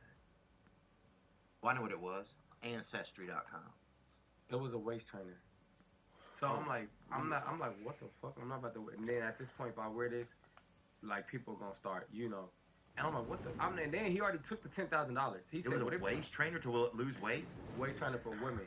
Oh, some bitches crank them up if they're trying to get rid of a baby too. You'll see somebody put that. Yeah, but he said, whatever blast. the fuck it is, make it funny. You got $10,000 waiting for you. Get it done. I'm sending it over to you wire transfer.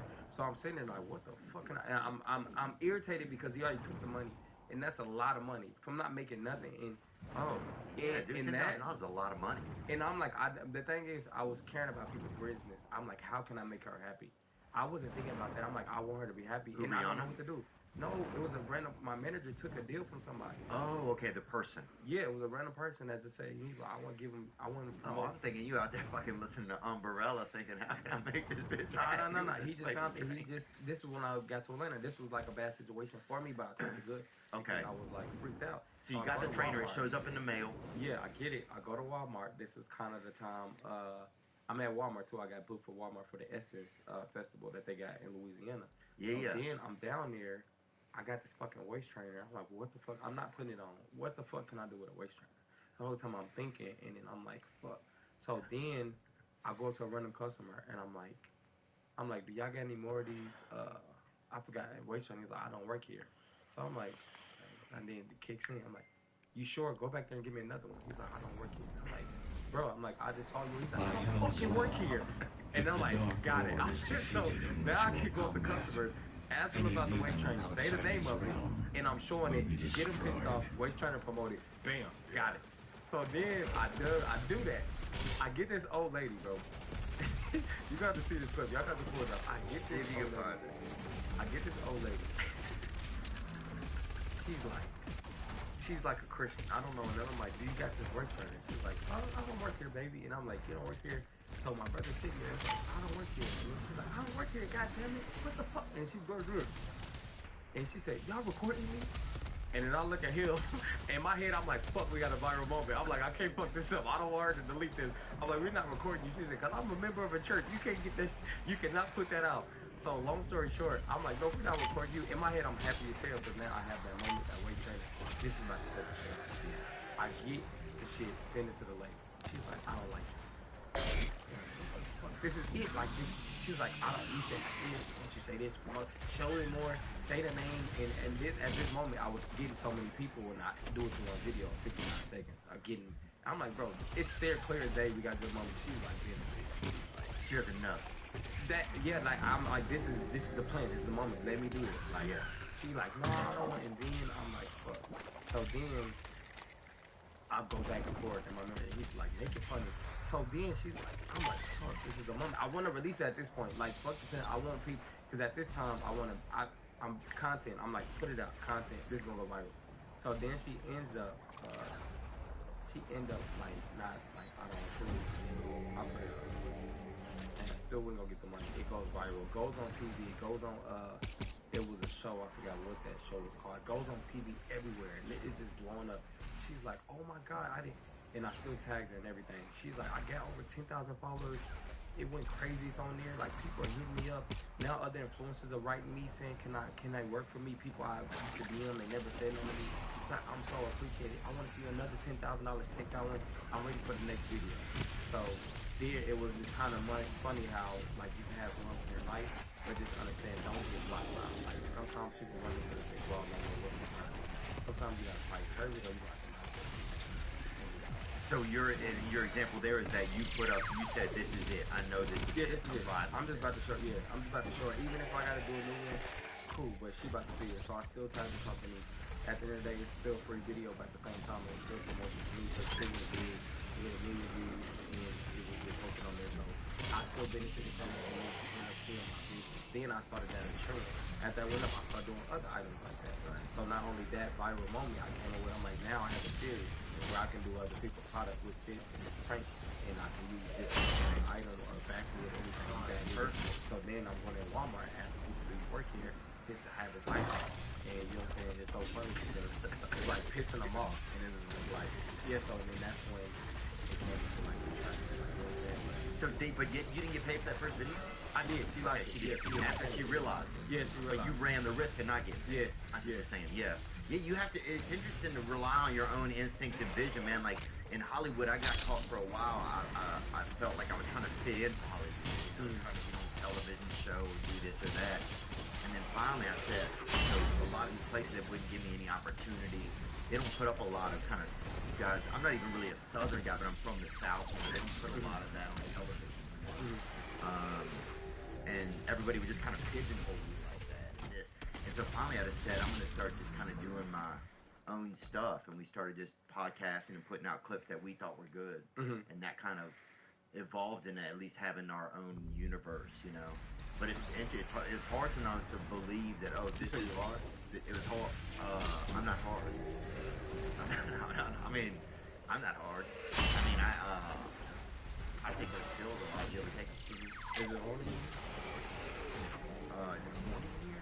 No, we use that for my girl. Sometimes is it horny in here? Yeah, just say that. Next time we were a girl, like, is it horny in here? Don't. Dude, I flirted with a girl last night, actually. She was kind of like a mixed girl, I think. She was a little bit. So what's your definition of flirt? Being close to somebody and talking to them, not being brave enough to look right at them while you're talking. Right. We're not close. We're not. No, we're safe enough. This is a straight business. This is a straight male business. Welcome to the Peak, the premium insurance. Or get you 100% APR for 5 years and no monthly payments for 90 days on turbo high output engines. Your light duty information models. See your Southern California Buick and GMC. Southern California, much like Arizona, my eyes don't shed tears, but boy, You'll need to get over those walls to continue the assault. I've been thinking about you. Probably about 4 years ago. No, Some lady did a U-turn and she didn't know how to do it. About you. She just U-turned right into me. It was more of a J. I was at the end of the J. And I got just jacked up. That's what happened. If you're ever injured in a car accident or injured at all, and it's some type of accident, you can check out Morgan & Morgan. Morgan & Morgan is America's largest injury law firm. They have over 100 offices nationwide and more than 800 lawyers. A shoe? With over $15 billion recovered for clients, Morgan & Morgan has a proven track record of fighting so you get your full and fair compensation. Submitting an injury claim with Morgan & Morgan is so easy. It's more like using an app than hiring a lawyer. With Morgan & Morgan, you can submit a claim without ever having to pound 529. Just love them. Those chick, that Kane got that butter in a boot camp. That's their app. But I don't know if she liked me or not. I saw her talking to another guy. Oh. Chick, man, the same girl. No, you said you started talking to Luke. This girl, I don't remember her name. Yeah, and then you started talking to Lou after that. Oh, I didn't. Oh, I tried to talk to some other girl, but she kept looking at something. She was like looking away every time I was away. She was like, and then she kept dancing every time. Did she know who you was? Do you look? Let me ask you a question. How can I say this? Because I'm not a racist. How can I say? Because I don't want to. It's alright if you're a little racist. I mean, if you are like, you know, I say I'll be racist towards certain shit. Like when somebody say I don't eat like the edge of the Pop Tart, I feel like you're racist for a Pop Tart. I look at racist shit like that, not color. Had a girl say like, she said she don't eat all paper plate. I feel like she racist toward paper plate. Oh yeah. What the fuck did they do to you? Yeah, that's crazy. So like I said, race ain't even all about color. Sometimes like you're racist towards something. Oh, you can be racist towards anything. Right. Like owls. Yeah. Yeah, my buddy hates owls. I'm like, damn, what Yeah, they so ever you're do racist. to you? Yeah. But look, okay, Look, so, you just fucking with them. How can I say this if I was not to say white people? What's the Caucasian? Let's say Caucasian. Caucasian. Caucasian. You can say honkies if you want. I don't know. That sounds terrible. That's too much. Yeah. You trying to get me cancer? Yeah, that's true. Yeah. You could say. Oh, you was? Yeah, I was. That's a good one, yeah. Caucasian. What's like a good white person that is just like a general white person? A group of them. Yeah, like Because we African Americans. That would be good one. Right, so I would say White No, just American. American people. Like, bro. white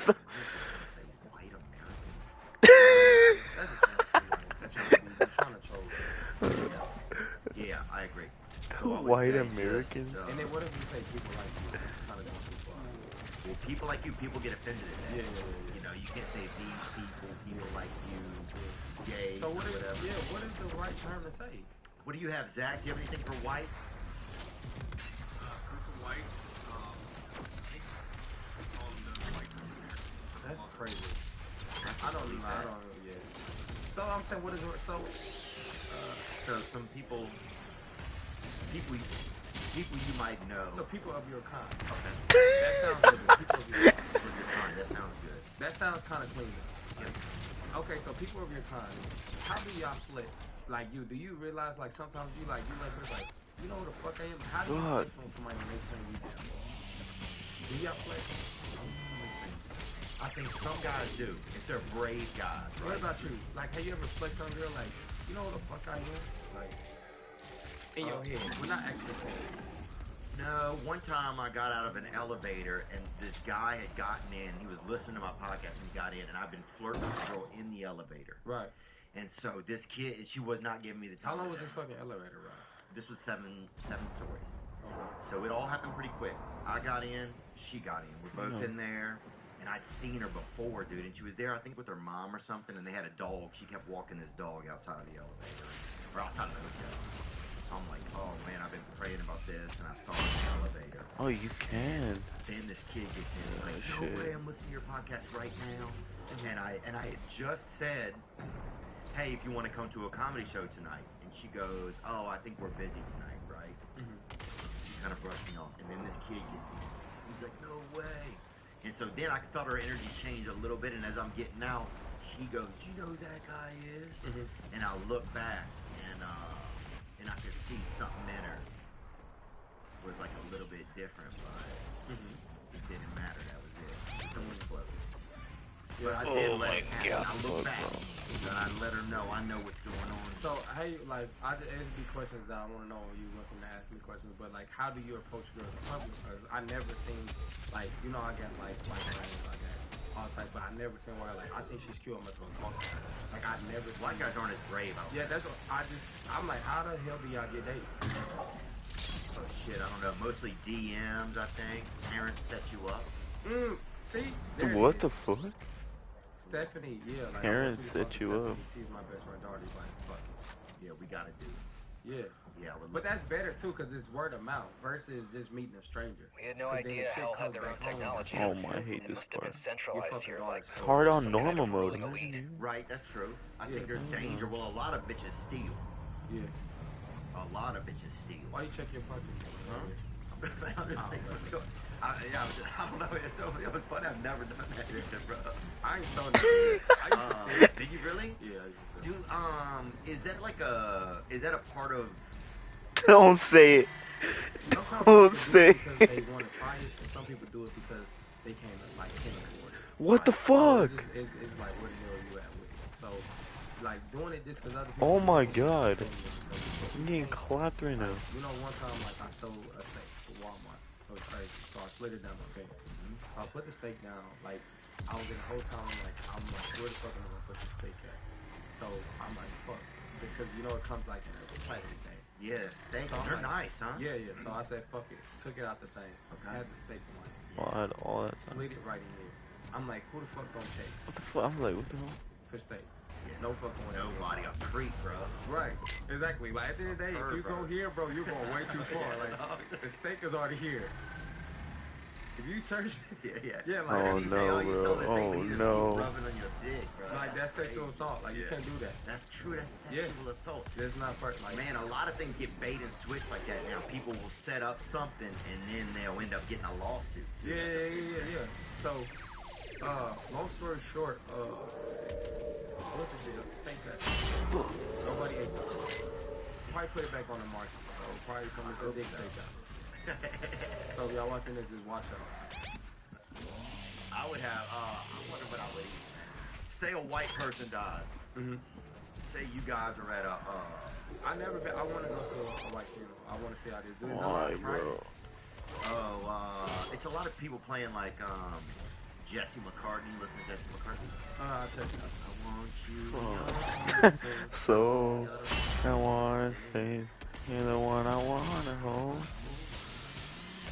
I don't want another minute go to waste. I want you and your beautiful soul. They play that for the strippers. God, where? Shit. A lot of them. Why, bro? Chill out. There was one girl, her name was Dr. and she's like had a crazy party, like a strip pole. What the? Like that was what she stood up for, so they was playing that and like cook everywhere and shit. Oh my god. Well, it makes me nervous hearing about all that. I don't like hearing about cooter. A lot of them call it cooter or whatever growing up. Are you scared of it? I'm not scared of it. Just not too much of it. It just makes something about it, man, when people start talking about it, or especially I think during the daytime. But after 5, 6 p.m., I'll hear about it. You don't need to give me a fucking. What was why? Tell me about this thing. Can I ask you questions about being black? Yeah. Okay, thank you. Only two. Okay. All right. Cool. What does it feel like? Does it feel? Oh no, bro. Different? What are you saying? Like, does it feel like when you? I mean, I never been another color, so I don't know what it's like feeling different. But does it, like, what does it feel like? I feel like being black, skin is color. Does it feel like anything, or does it? I feel like, you know what, everybody got their superpower. So we got some of our advantages, y'all got some of y'all. Like, you know, I just want to know sometimes what it's like to cut the police. Like, what the fuck did you put me over for? Exactly.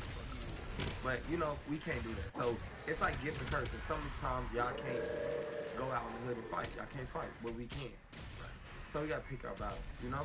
Yeah. So at the end of the day, it's like we can survive in the trenches. You know what the trenches are?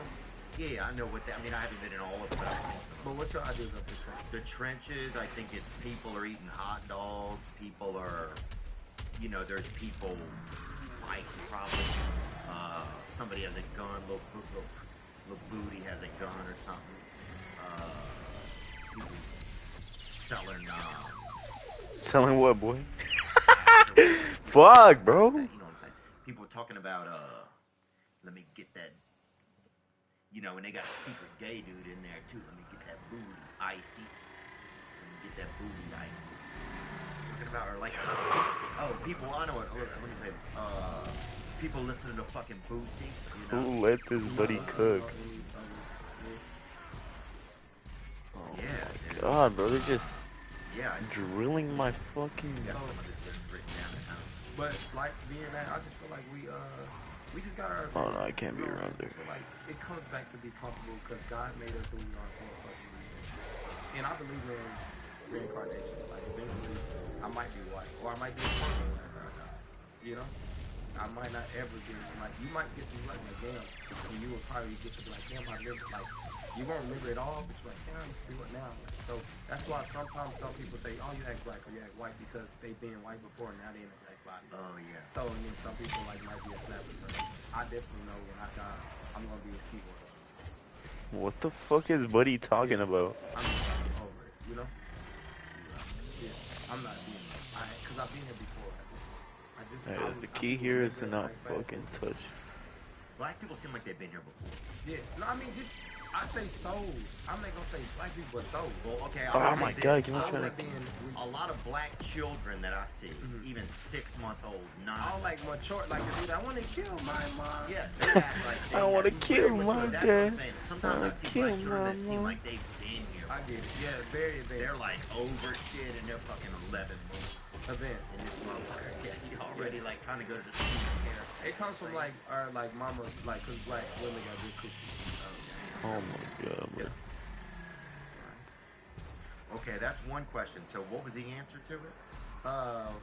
Being able to accept our advantages. So being black, yeah, like, black people have, yeah.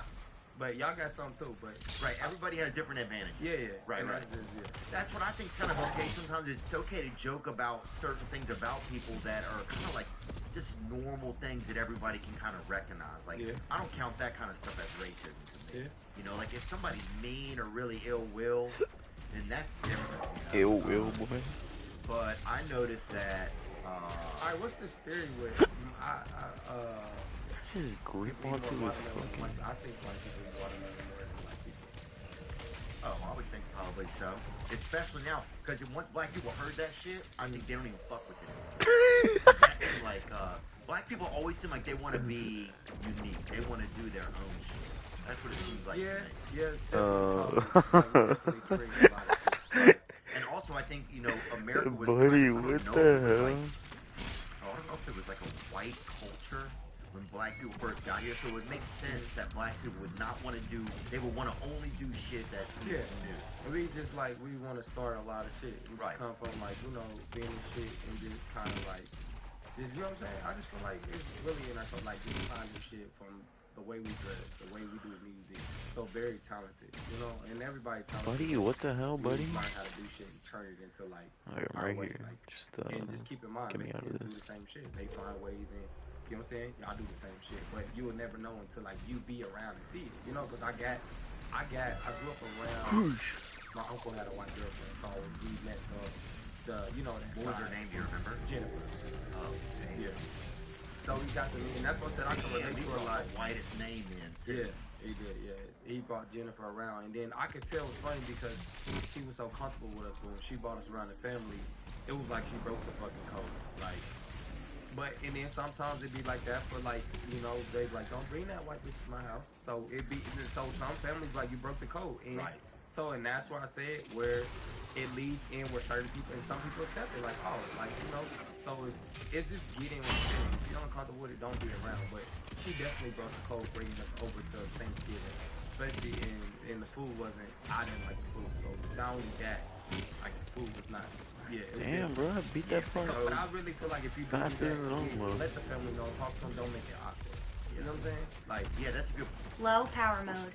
For an Indian or a Native American, I'm bringing over a Swedish guy or a woman or a black broke guy the code. or a Japanese woman and see how everybody feels. Yeah. So overall, when they lead into it, all the stuff we talking about, it's just crazy because we still look colors. Everything we talking about colors, we just that's something to talk about. Because ain't nobody talking about, that's a Roku TV? Nobody arguing about Samsung versus Roku. It's just a fucking TV. But it just, they made it a big thing with color. Oh, this is the part where... Nobody's arguing about Jordan Nike for his fucking shoes. But so when it comes into coloring, I feel like when we all come mature and we just let it be, you fucking women, I'll fucking women. You shouldn't piss, I should. I gotta eat, you gotta eat. And leave it at that, it'll be cool. Yeah. And once everybody comes together, it's gonna fight for 20 years of generation. What the fuck are you talking about, boy? Yeah, we talk about down here a lot about beige power. Like, eventually everybody's going to be beige. Everybody's going to be like Ben Simmons. Yeah, you know, everybody's going to be 6'11". How would you feel if we woke up black? Would you be like, what? Oh, I would be excited. I'd be excited. Oh, but you would be excited. Every white person's dream, I think, is to wake up black. For sure. Cause I remember I got to get up and be fucking black, dog. Remember? Oh no, bro. Here it comes. They did that.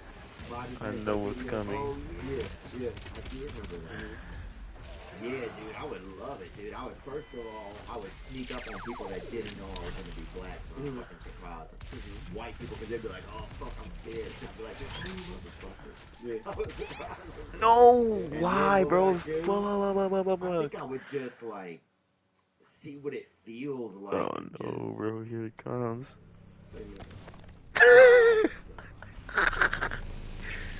I might write it down. I would write it down. Guess who's here? And then you say who? This.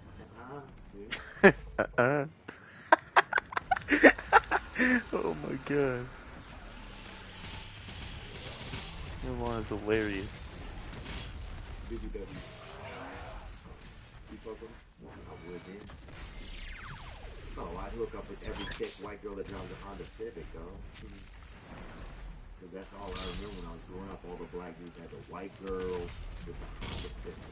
Yeah, not They had that.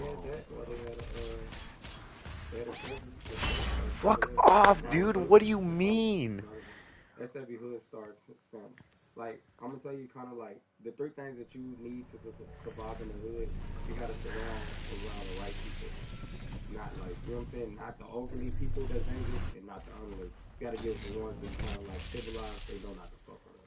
That's one thing. So you gotta know where to put them. You will never. Next thing you need some motherfuckers. So this shank is just kind of like just back up off of it. You like Google it, shank, S-H-A-N-K? Yeah, shank. So a shank is just kind of like took a picture of that to be like back up. Where's the? This is kind of, I'm not that type of person, but if you got this close to this for me to use it, yeah, you deserve it. Oh, yeah, closeness issue. Just pull up a shank, Zach. Yeah. You need one of them. Oh, damn, bro. Yeah. You need one of them. It's coming all time. Oh, dang. And that thing, like, if you get close to me, by the way, you look like Tom Brady a little bit. But if you get that close to me, then that means, like, you deserve it. Because you was in my face. Like, you can't just do that. This is kind of like, oh, I see it's a close. Yeah, if you out of the way of the shank, you good. You got my way. That's one thing. And then, you know, Oh, fuck no. A link card. Oh, like a DBT? Bro, I'm using the fucking BFG on this dude. Is that true? They say more white people get food stamps than black people. We had food stamps growing up, I remember. No, but they said in the culture, I wonder if we did, like, I know now, you can look it up. Yeah, they said more, there's a lot of wealthy black people now. Yeah. Than there used to be. When I feel like it was, but it was never on the radar because it was like good that we couldn't talk about it. But now the internet shows it more. But back then it's always been a lot of it like that we couldn't talk about it because we did it how we had to do it. Right. Yeah. Yeah, we couldn't like fucking. And I feel like sometimes 9-to-5s need to be better with their shit. Let's talk about that because I feel like Walmart. I feel like black people don't want to do 9-to-5. What? Because it's fucked up. It's a scam. Because ain't no way I'm working for Walmart. Y'all making $1 million a day and y'all only giving me $9 an hour. It's fucking sucks. I can ring up 20 people and they spending over $300 and I only get $9 per out of this. Raise that bitch up. $30 an hour is not bad at Walmart. And that's how you stop the revolving door. That's why so many fucking people in Walmart. But I mean, you ran a franchise, fuck it, let's pay our customers $100 an hour. It's gonna stop the revolving door. It's gonna stop the hiring process. And we don't have to fucking worry about, like, you know what I'm saying? Because you spend so much money, people quitting, coming in, coming out, drug training. You spend a lot of shit. So if you give imagine if you get $100 an hour, Walmart, it will be a team. You'll know Stacy, Kim, Lisa, Brenda, Keisha, all them, they will all be these same people. We get $100 out, but they treat them like the same thing with McDonald's. Yeah. Come the fuck on. Please move. I'm here busting my ass, serving Big Mac, in and out, and getting cussed out, getting treated like shit. And they got pedophiles. It's hard as hell to serve something you know they got a man out there trying to touch. You know, in a little in the play area. Yeah. Them bitches is always out there and hard. You go out there, dog. You playing. I don't know what McDonald's you went to, but we Covington, Louisiana, bro. We be in that bitch. They had a dude always out there. Did he have like? Let's talk about this. I have a thing. So this is something that I think about sometimes. sometimes I always felt like a lot of black people thought like, oh, white people have it so good about work and stuff, but then the whole time I was fucking working for somebody for, you know, it was like sometimes it was felt like there was a perception that it was better. And I know probably black people couldn't get hired for stuff, but then there was this perception that it was fucking great. But then now you realize, I think now there's some more equality because you see like a black dude's just like, oh, this fucking sucks. This is what I've been waiting to get to, and this is fucking bullshit. I get it. And it shows where they kind of like some jobs don't hire people because of that. And it's different franchises. And that's what they, you know what I'm saying? I get that because it has happened where some people want to go work for Delta, but they only just hired a certain color. That's like with the coaches in the NFL, where they're saying they're getting more black coaches in the NFL because they never have. So, and then they get it, they might not like it. So that's what we go with, like how they probably want something and they get it. It's like, damn, this is not what the fuck I want. It's not what it's saying. Well, just that it didn't like. I think sometimes it felt like there was this perception that it was so great for like some white folks, some job. But then you get the job if you're not white and you realize, oh, this shit wasn't even that great. I thought it was great for them, but they're just up here getting. Yeah, I want better than this. Right. Like it's like sometimes I would feel like, oh, like some people thought like it was magical being white, but it wasn't. It just. But now it's just now you see everybody's on damn depression meds. It's just the same shit. I'm crying in my car outside of a damn Jimmy John. Like, this is just. It's nothing. It's not really that amazing for most people. Most people are still working for even a bigger, fancier. Everything that white glitter ain't gold. Right. Right. So that comes with people learning themselves. And that's when you're happy with yourself, you're not worried about what the next motherfucker does. So white, black, makes sense. Once you worry about you and you worry about what your goal is, you won't. You know what I'm saying? You don't have to deal with that. So it's such thing that my dead grandpa that's still alive told me. He was just like, basically, when you driving your car, you always got to look forward. But when you look back to look at a little motherfucker, it's a chance to wreck. Or you gonna swerve. So at the end of the day, stay in your fucking lane and mind your fucking business, and God gonna How the fuck did I die so fast? I was at 200. Sorry, some people don't, but that's just what I gotta say. But if God gonna take you wherever you gotta go. I And if you knew believe in yourself, you gonna take you where you need to go. And And that's fire it. belch. You cannot drive a car and feel like you're gonna get where you need to go looking back. Fire And that's belch, what you said with and people then like, man, blood, what we doing over there? I wanna blood go over punch. there. And then you fuck up and crash. So it's being really true to yourself and manifest. So fuck all the race shit when it comes to that. If you want that, you can get it. You might get it somewhere else. And you can't get a job, and I get it. I'm from Kansas City, Missouri. They don't really hire a lot of blacks on certain jobs, but I come to Atlanta and I see, damn, it's a world that can do it. Sometimes you can just remove out of that place, go to a new fucking state. Yeah. You know what I'm saying? Oh yeah, Atlanta is fucking. Leave me the fuck alone. And it gives you a lot of opportunities. So wow, when you see what happens to a culture when they have a lot of money, it's pretty crazy, right? Because they didn't have it. Atlanta wasn't like that like 30 years ago. What the fuck? There's 3 of them? So I just know what I'm like. But Atlanta's like, Atlanta's crazy. It's some money now. It's some money. And you see like a lot of black wealth. It's like the first city in America that you really see, like, really see it. Yeah. It's crazy, bro. Yeah. People ride. One of my boys, baby daddy's sister cousin-in-law bought a fucking home. You would never see a black person. Oh, okay, this is where you fucking spot. Yeah, that's fucking you got. I didn't know they was for real. Ponies are real. Oh, I remember the first time I saw a golden retriever, bro. Inside dog at somebody's house. I went to somebody's house and this dog came around the corner. This is a golden retriever, bro. I've never seen a dog inside. And that shit blew my fucking mind. I've never seen a dog that looked like it had gotten some sleep. It looked like Suzanne Summers. You know who that is? Pull her up.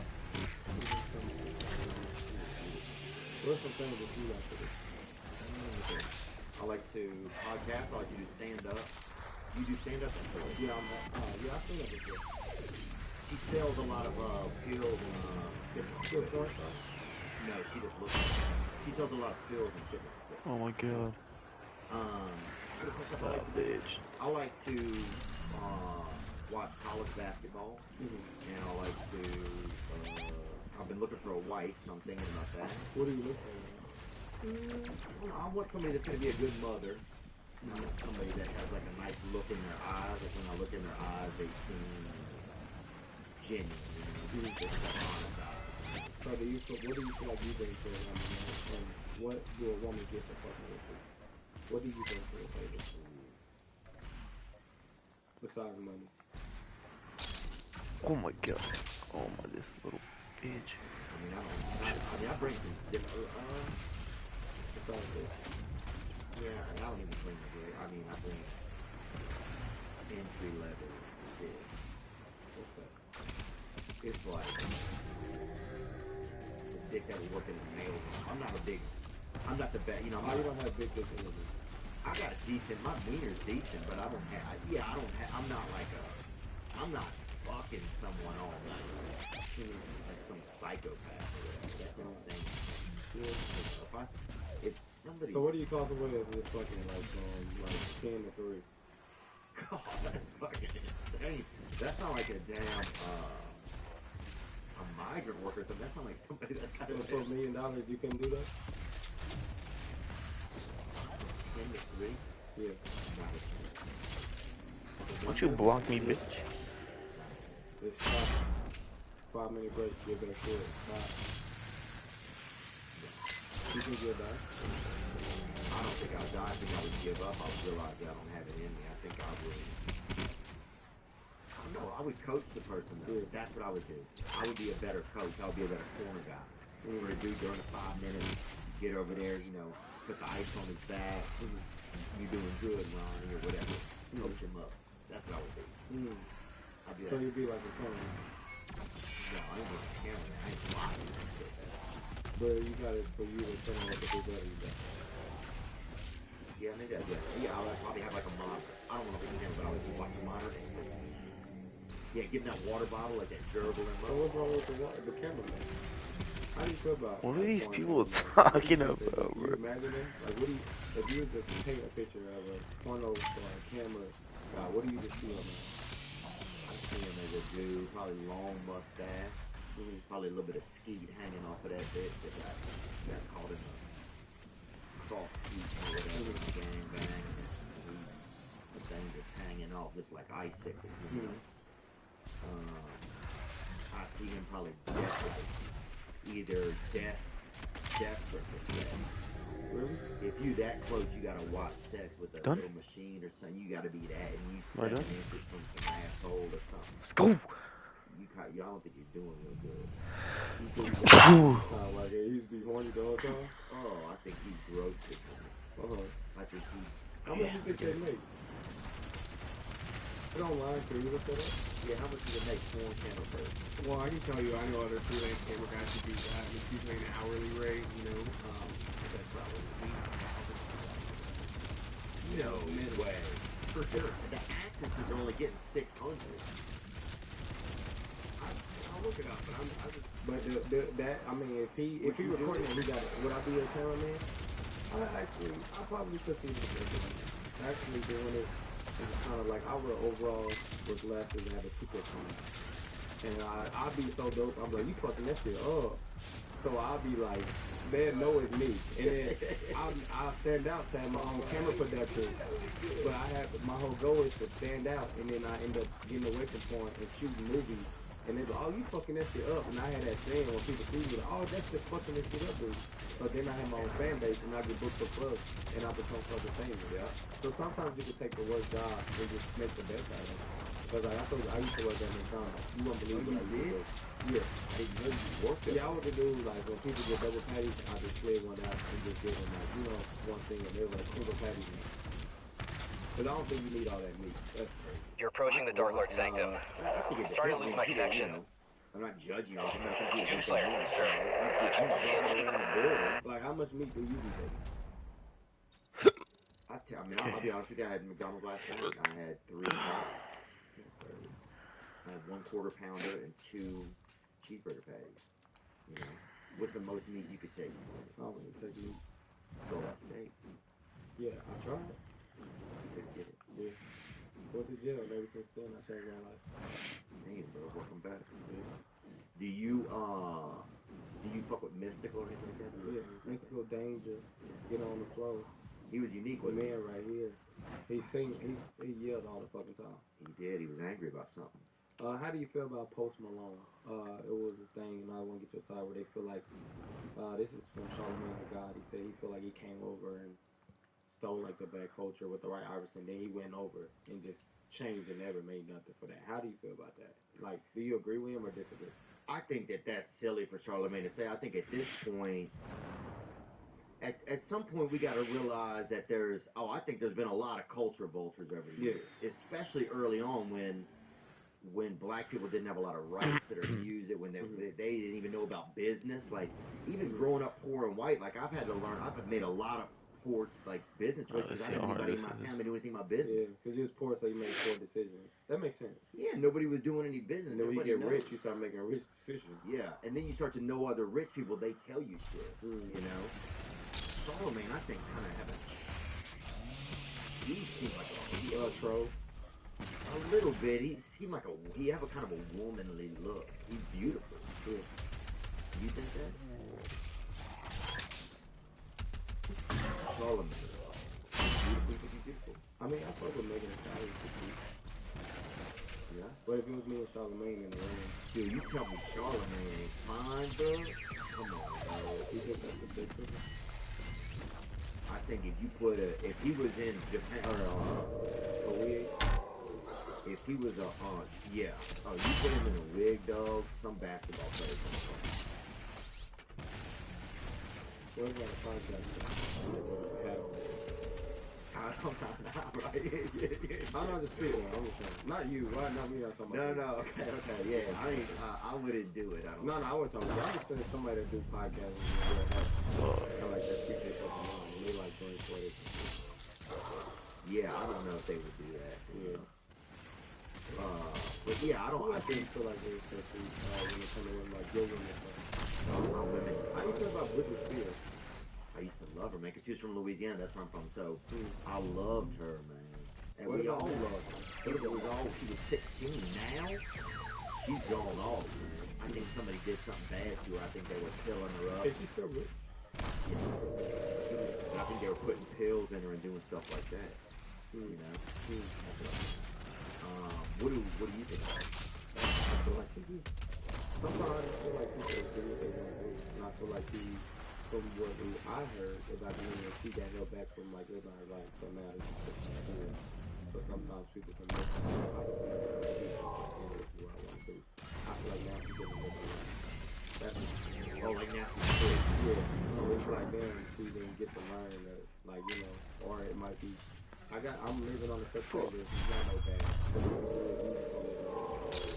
So no matter what you do, it's not a bad thing. You know you're gonna live with it.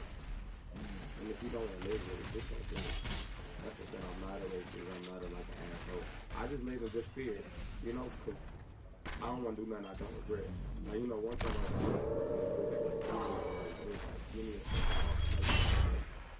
That was it. Yeah. And you just wanted a vehicle? Yeah. Oh, damn. That's one way to order an Uber right there. Yeah. Yeah. And you actually get But the thing is, he didn't even know how much gas I got. And be watching this goofy, I didn't even have no gas in the car. But you have to stop and do gas. That's the law, man. That's yeah, ain't no, I need your oil tank too. Oh, okay. So that's what I said. Sometimes you can take on people's problems. You don't know what's really under the hood. Right. You want to take on somebody's life, but you don't know what's That's like taking somebody's girl. You take somebody's girl and don't even know what the fuck wrong with her. And you got a lot of shit to deal with. Yeah. So look on the podcast. Well, that's okay. Yeah, but it's just, I feel that, man. Sometimes you want somebody's girl and you don't really even have to talk to her for 5 minutes. You're like, damn, somebody, we got to let this bitch go back. Yeah, that happens a lot. When you play rock, paper, scissors, what do you usually pick? Rock, paper, scissors. I go scissors, I think. I go this way. Alright. Yeah. How the fuck? Let me ask you this one. What else do you... So you get to Atlanta, right? You get to Atlanta. Do you start to meet some of your idols and heroes and stuff like that? You know, I just met Kevin Hart. Did you really? I put the picture, I met him. I mean, actually dope. He actually, was cool as fuck. And I had took a picture with him. I think I'm about to take the picture and leave. And he was like, man, stay around, talk, let's chill, man. I see fucking you. And he was like, get in the stand. He was like, man, you're not doing stand-up. We fucking waiting. Yeah. He was like, we fucking waiting. And he's like, man, get out. Like, you see, you have to, like, drink. And I'm sitting there. I put my arm around him. I got comfortable. Like, usually, like, you know what I'm saying? Yeah. And it was just like, damn, man. And I asked, this is the first time I did not know how to ask for a picture.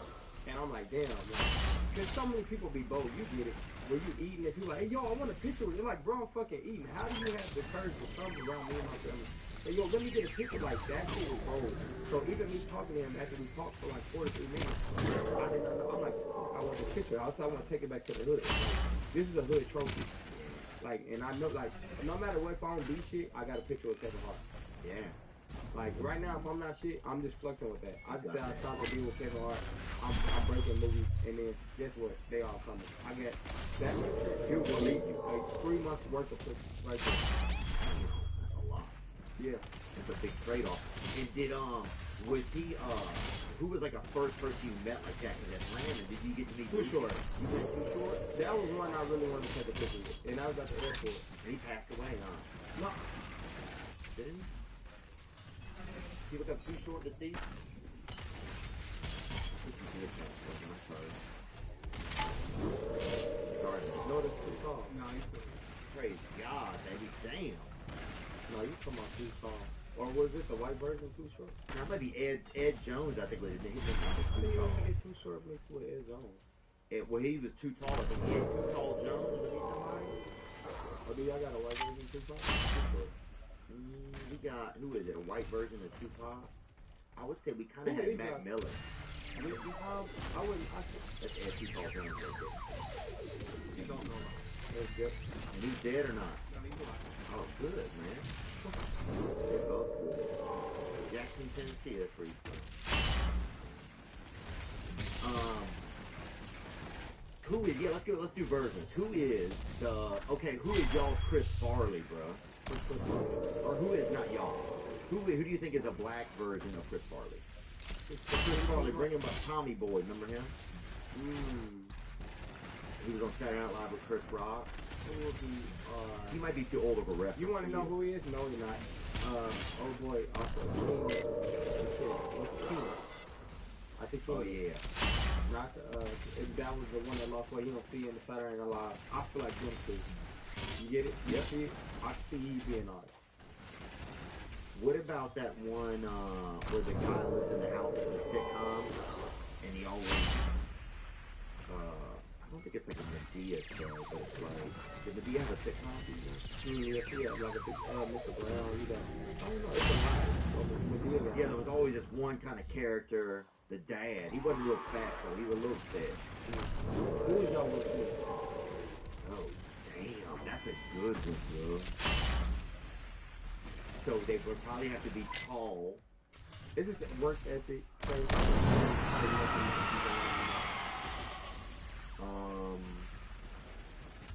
That could be Matthew McConaughey, bro. Mm-hmm.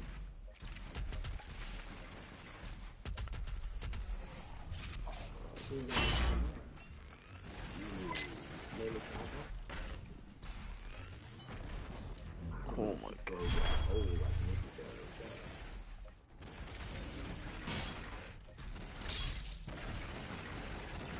I don't know if we have one. I think we tried to have one with that girl, Iguodala, Iggy. I think that's her. That was our attempt at having a Nicki Minaj. Sometimes you don't even get the same thing. Like Carrot Top, right? They don't have. I feel like they don't really have like a black Carrot Top. So how do you feel about this? That's one guy everybody to love him. He did. And just stay out the way and stay clean. He came to a show of mine, man, in New York actually a few years ago. He had been sick. Yeah, he does.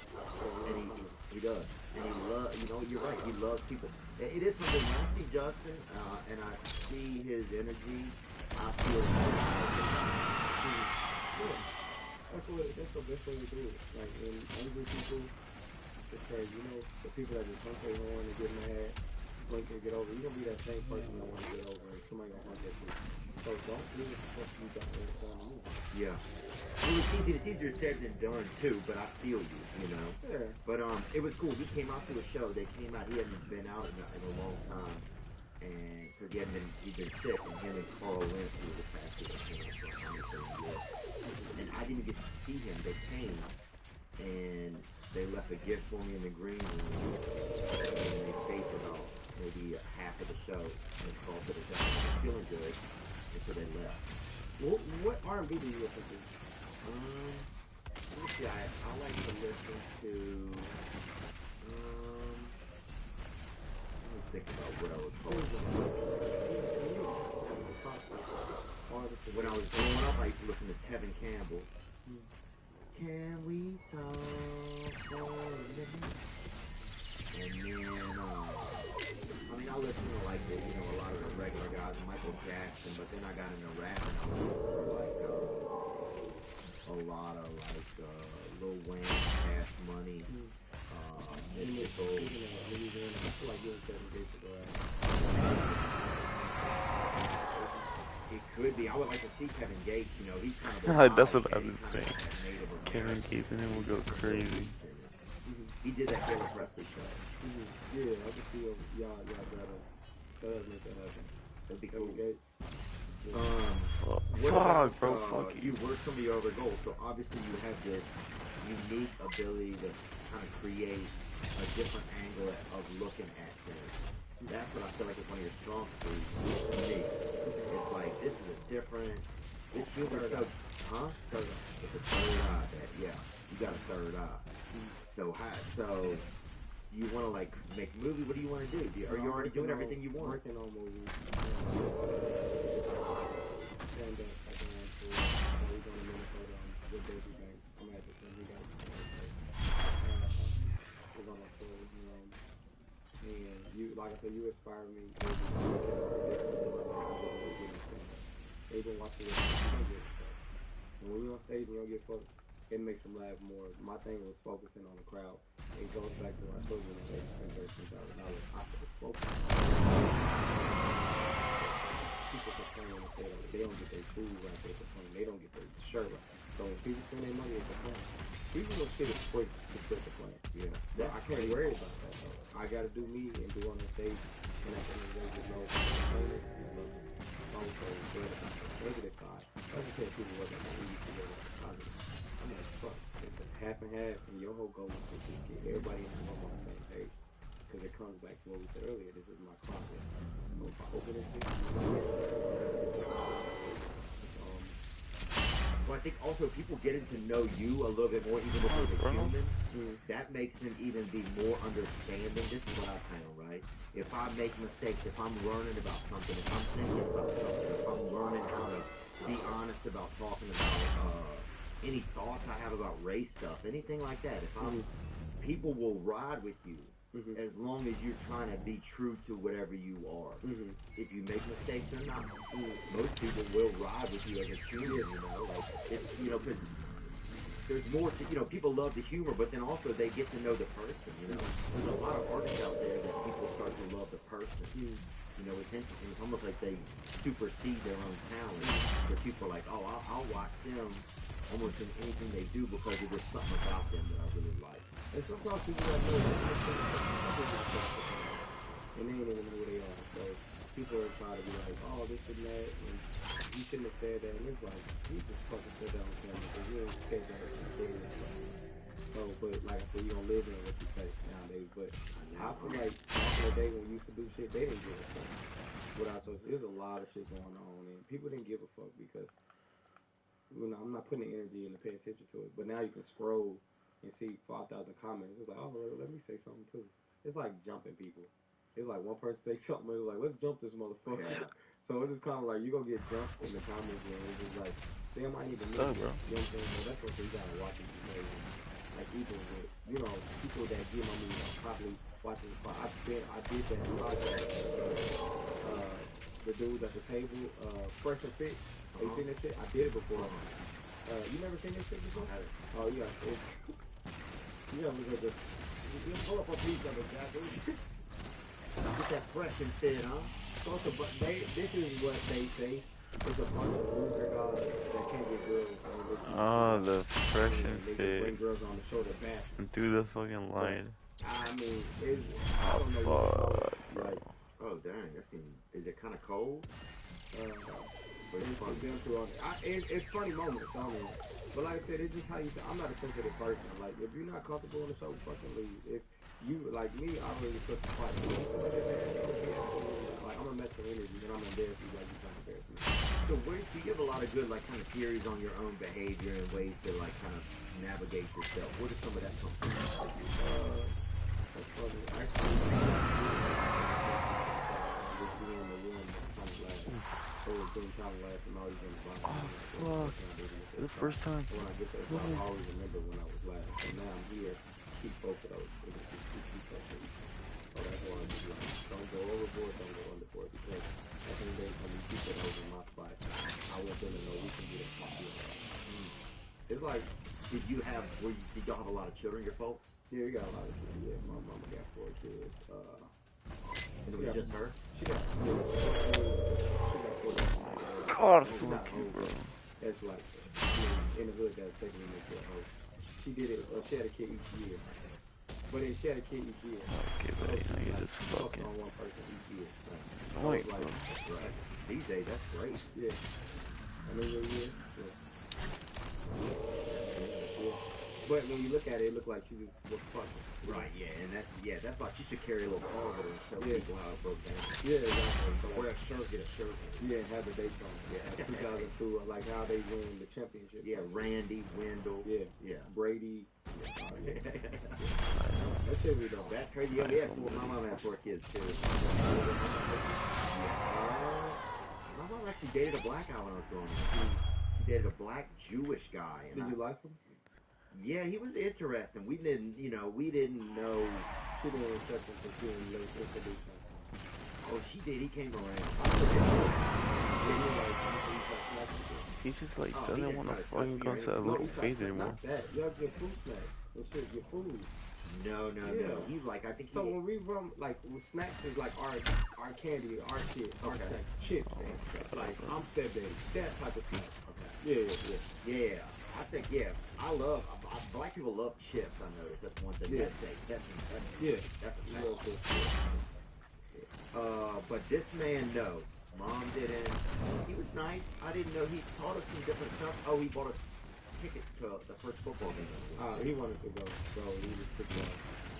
Yeah, they just dropped us off, so they might win some club. I mean, honestly, that means because you pay for y'all to get the tickets to get that. Yeah, look, it was nice of them. It was a business transaction. But it was interesting, man. I'm trying to think. Yeah, when I was growing up, they had... What do you think about Triple H? Reference? Yeah. I think I don't have a big thought on him. My favorite wrestler probably was, I like Undertaker. There's so many versions of him. Last Ride, it's so many. I'm so fucked up about Kane. I don't know why. I was like, what the fuck happened to Kane? Yeah, I think he could have had some medical issues or some of those guys. I don't think it was the same person. Remember he was fit. Yeah. Bring up a Kane if you can, Zachary. The Kane years, if you can bring up all the Kane years. Did you know who, the craziest thing I ever saw was when The Rock came back. I was at WWE, right? And Mexican people love wrestling. I saw a father and son. They didn't know The Rock was coming back, and they run out, and they both of it. Yeah, The Rock. Remember that baby when he met? Did he post on his face? Yeah, he was fucking good. Dope. It was funny. It was dope. He actually followed me. I was like, yeah, he followed me. Damn, bro. And it was like, damn, The Rock, like, actually said, it's dope. Like, isn't it crazy to realize sometimes when you see certain people that follow you, like that's kind of... And they look up to you right now and like their content. Or just if they even know who you are, bro. That's like if they saw you somewhere, they would come up and say something. That's crazy. Well, the hardest part is when you know you gotta keep it and be fresh and stay clean. You know, right to be like, yeah, well, I used to feel like... You know what I'm saying? That's why you gotta watch what you say, watch what you do, and just treat everybody with respect. And if you feel some type of way, share with your best friend. That's why you gotta do it. Every secret ain't meant to be told on him. So we supposed to keep that shit to yourself. Like, That's it. You know what I'm saying? Nowadays you can't tell your girlfriend they break up. But nowadays you can't, but they'll get money. Nowadays just don't say shit. Honestly, leave for me. Keep the shit to yourself. Yeah. Get in the shower and just talk to yourself about the shit you going through. Do you think, were any of your siblings really funny too? Did y'all have Yeah, funny no, we kids? had a funny family. Like, Y'all did? Yeah, we had a funny, dysfunctional family. Yeah. I got a brother that like check on me. He's like, yo, what you doing? He's like, I love this video, bro. What's the next one? He's telling me, like, yo, can I have $5,000? Or it's like he lead me right to that point. He's like, yo, congratulations, bro. Like that love video. When the next interview? Then I tell him, like, yo, you got 500 to send me. So it's like he always smacked me with this thing where it's just kind of like, bro, hit you with that love punch. Like, bro, like don't just ask for the fucking money. And don't ask, I hate when family ask for money to borrow. They're not gonna pay you back. Yeah, borrow the worst. Yeah. Isn't it crazy, like, is it crazy to look at your own life and be like, wow, this really is my life sometimes? Because I'm a lame. I like to play the game. I don't like filming. I don't like smoking and drinking. I like to laugh. I like to look at out shit and shit out there.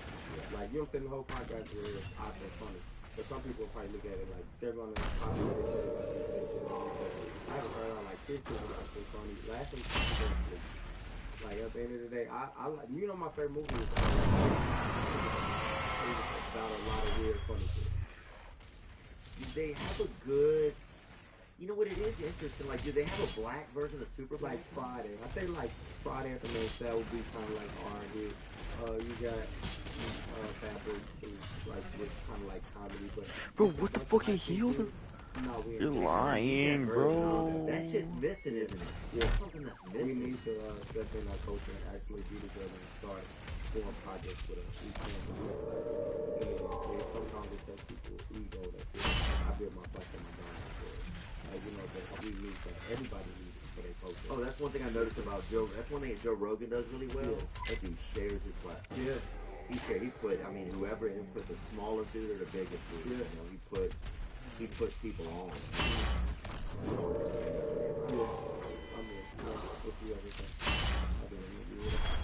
Yeah, that'd be cool. I'll recommend you. I'll throw that in the video. That'd be really interesting. That'd be crazy if you say that and then I do it every day. And here's what, you know what I'll do? I'll send. Your turn. No, you gotta get this guy in there. Or you can say like, yo, you need to go do something with him, bro, and then I'll pay you. And then if he say no, you can fuck around, take $5,000, transfer it into like my bank account. Yeah. And then send me your social security number, your debit card front and back. This is not a scam, no charge, but you go with. Okay. You send me your routing number to your bank account. All right. Front and back. Transfer the funds. And then just send me credit card. You will be blocked. I'm gonna block you. That's part of the project. Don't freak out. Don't say, oh, what the fuck? It's getting nervous. Yeah. I will come back in a year or so and I'll pay you back. And you're gonna email me, right? Yeah. All right. Yeah, we can do that. You trust me? Yeah, as long as you email me. What do I do? Just wait by the email? Yeah, just wait by the email. Like, I know that's how the thing goes. So, and then it's basically like making 50,000 into 100,000. So if you want 50,000 to 100,000, you give me the 50, and then it's gonna take probably 2 or 3 years. Yeah, because why? It's because why? What? I'm busy. The wires or something? No, I'm busy. I'm busy with the money. Let me do my thing. You know what I'm saying? You gonna send me that, and then you can say, well, give me this, don't bother me while I'm doing it. You'll get blocked, but that's part of like, you freak it out. You will block you. I'm gonna be nervous probably then, huh? Yeah, but you're I'm telling you now, that's part of the project, so you shouldn't be like, do I tell my wife or not? Don't tell her. Don't let nobody know, because it's our business. And that's when somebody's like, dude, you got to understand, but you didn't because I'm telling you everything now. And it's actually recorded. So it'll go back to like, let me follow your steps. You'll get blocked. And then that's when, after that, I follow you over the email. And I'm going to say, this me, just relax. So you're going to get the email. And then after that, you will get another a transfer. I'm going to send you 1,000. Just to tell you that we got it. Okay. And that's just a to wire? chill you the fuck out. Yeah. It's a wire. So what? So I just wait by the email. Yeah, I'll be back for 3 or 4 years with 100,000. Okay. It's an investment. Yeah, man. I think we should do it. Yeah. I'm not gonna tell him. I'm not gonna tell her anything. Tell me about this, bro. A lot of black people are flat earthers. You know what these dudes? What is flat earthers? Dudes that think the earth is flat, not round. See, honestly, I heard a lot of people saying that shit. But the first dude I ever met rolled up in a pizza joint, two black guys, they said, hey man, the earth is flat. I don't know. Like, I don't know, because I don't really look into, like, certain shit like that. I need to start looking into, like, Do black people like outer space or not? I'm pretty sure it's the people out there. I'm just not looking into it. Like, I'm too busy looking at people and saying to really see how they feel. Yeah. That's why I watch somebody. So, I'm looking for that, so right now I wouldn't have an answer for it, and I won't lie. Black people, a lot of black men are good at sex, I feel like. That's a generalization. Would you say that? Yeah, I say so. Do they? Well, I wouldn't know because I haven't had sex for Okay. But if general speaking, from women, point of view, yeah, they say that. And I heard some girls say, like, white dudes would put it down. Yeah. Really? Yeah. Okay. So there's some white guys that can do it, and there's a lot of black guys that can do it. Okay, that's even. You think so? Like a lot of people, there's just certain people don't want to hear it. Some of a stereotype. Yeah. But here's what I'm saying. I feel like, do you ever look at animals fucking and think, oh, I can do that? Yeah, that's why I'm gonna be a sniper brother. I never said I was, you listening to Eddie LaVey. Yeah. That's gotta be slow. Before we go, I want to say that I feel like sometimes squirrels do commit suicide because there's no way they should get hit by a car. They're so fucking fast. But when a squirrel get in the street and you actually get one, it was really bad. Because sometimes they get fed up too. Yeah, man, I feel so bad. It's just like my world a lot of time. But that's big fact. Yeah. A lot of people squirrels. I wonder if animals have baby showers and shit. You think they should? Yeah. I'm sure they do in the woods. People roll up, bring a little tree. Yeah. I know it is on the fucking baby sea lion, baby About time. Yeah. Like, congratulations, bro. And he's like, yeah, I'm gonna see if it's mine first. We're gonna take a blood test. Cause she been fucking on Chad. I died like 12 times. 12 12 times. Yeah, it's not bad. For now, he's just supporting his buddy. Yeah. Thanks, man. Funny Marco, man, I appreciate you so much for spending time, bro. No, I appreciate you. It's just dope. I just want the world to know that I feel your energy. I feel like you fight everybody. Like you're actually a good guy. Thanks, man. You just speak your mind. It's like sometimes we got our little dudes we speak their mind, and you got you that speak your mind. So it's kind of like put me in pride, but speak my mind. Don't try to make me feel like I'm talking to anybody. Because I'm just me and speak my mind. Some of this cinematic it looks so trash. It's like 2016. Yeah. Hardcore match. Remember, anything goes on. Yeah. It's not handicapped because you don't want to get attacked. It's hardcore, like Scarface. I'm going out like a soldier. Fuck you, fuck you, you. Fuck you. You're cool. You're cool. You're cool. You're cool. Fuck you. That's how I feel like you are. Yeah. Thanks, man. I appreciate it. I'm trying to be, you know. I try to let go of whatever little hang-ups I have here and there sometimes, you know. Because some of it's just things that are from the past, and they sometimes still grip you here or there. You get little edges, you know, you get around them. And sometimes life it takes time, you know, some of it. But, yeah, I feel like life's been getting better, and I want to be able to be kind of, I want to be able to have like a universe, as much as a universal audience. Funny Marco. Yeah. But yeah, I think so many people love you, man. I mentioned your name last night. I'm in New York Hotel. I'm looking for someone who Dark needs Lord. You hungry? I know a place. It's the city that never Yeah. sleeps. But hey, if you need a last minute spot, I got you covered. That's what I Special K is spent like to crisp a whole day doing. Then tossed with yogurty goodness, or maybe some red berries. Special K in so many craveable varieties, so you can do what's delicious. You know him, he's one of the impractical jokers, and this guy has probably made more people laugh than anybody. Maybe I'm trying to think of somebody that tickles people that's real famous, I don't even know, but he's probably one of the top 40 or 50 Oh funniest damn! people that Got every single gun you've gold probably in ever a even heard of or perfect not heard of. gun And he's shotgun. here today. He has a new show on TBS called Misery Index. He has countless seasons of his hit show, The Impractical Jokers. He's one of the Tenderloins, and that's their original group of improvists. Ladies and gentlemen, my guest, my friend, Mr. Joe Gatto, or Gatto. I'm not sure I'm going to ask him right now. Goofy. I'll sit and tell you my stories. Shine that light on me, and I will tell you my story. No, they call it the Caribbean of the New York Harbor. That's cool, man. I didn't know that. Yeah, I got to go to Staten Island, man. You never been to Staten Island? I don't think I've been there. I mean, I always hear you guys talk about it, you know, and you hear a lot of people talk about it, you know. Like most people go through it because, yeah, like, it's the connector between Brooklyn and Jersey or Long Island and Jersey, you know. So a lot of people go through it, but a lot of people, it's the free way to see the Statue of Liberty. Oh, really? Yeah, you take the Staten Island Ferry, which is free. Yeah. As opposed to the Liberty Ferry, which takes you to Liberty Island, and you have to get off and look at the feet of it.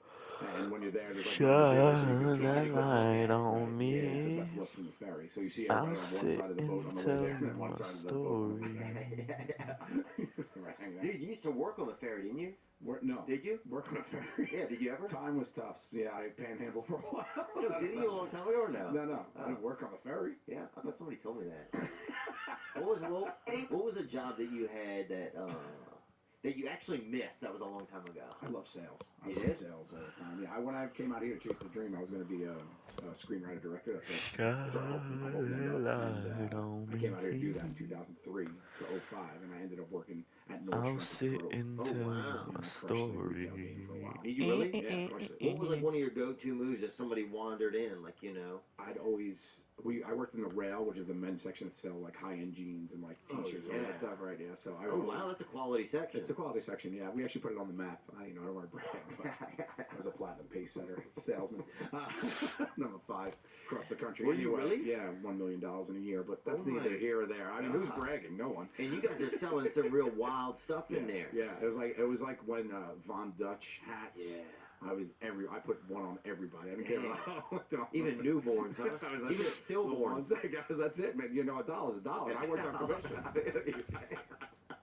Dude, that was a $60 hat. Yeah, it was. Yeah, I used to do things because we worked in the men's section when I had a great scheme. It's all commission. Really? No hourly. You don't get paid. You don't get paid if you don't sell, right? So that was it. Which seems illegal. Yeah. I think it is. Really I think it is. So I did paid. That's like drugs. That's almost like drug trafficking. But which is best. Yes, it is. But it's best. It's the Von past the Von Dutch.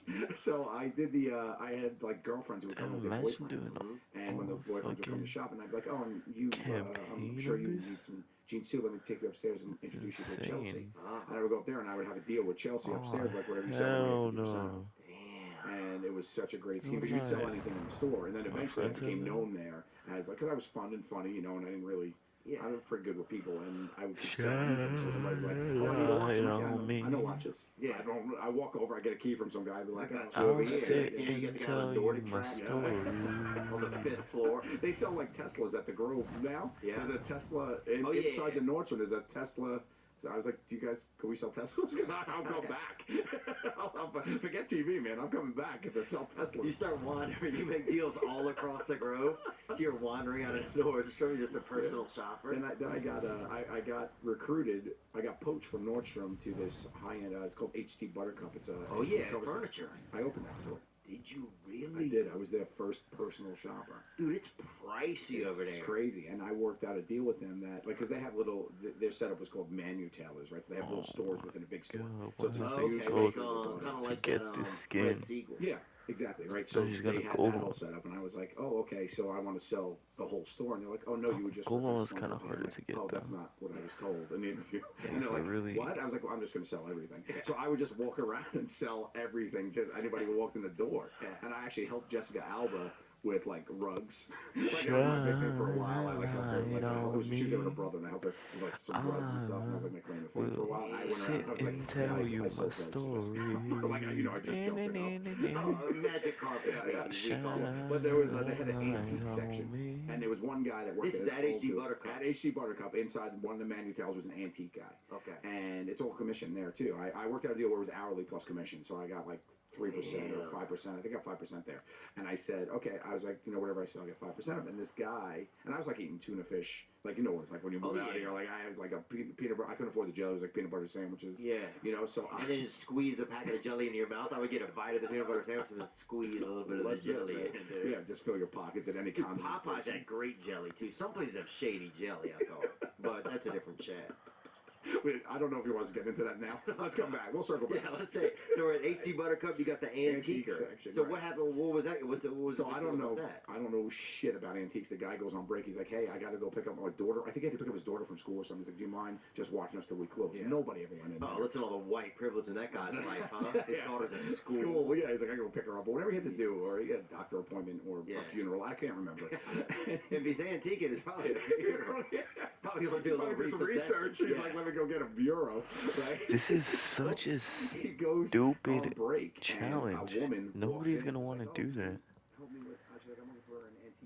All just for a fucking little podium?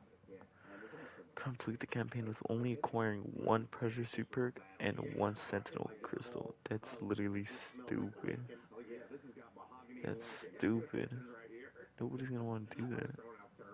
So she's like, she walked in and she fell in love with this like armoire, this like big. Oh yeah, those are real nice. And I was like, oh, this is really nice. She's like, oh, I think my husband will like this. It's like, I think it was like an anniversary gift or something. I was like, oh, okay. I was like, I can get you the information. She's like, oh no, I'll take it.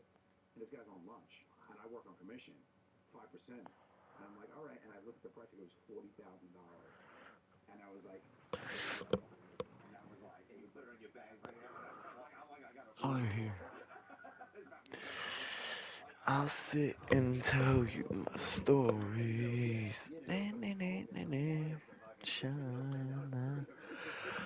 I will. Oh, the Skullface Layer's so bad. That shit's impossible, bro. Shit's impossible to get.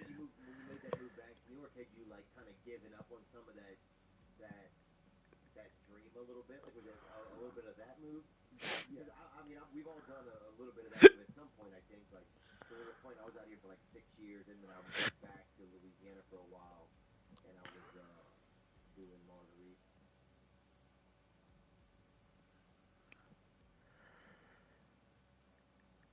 Skullface Slayer guide.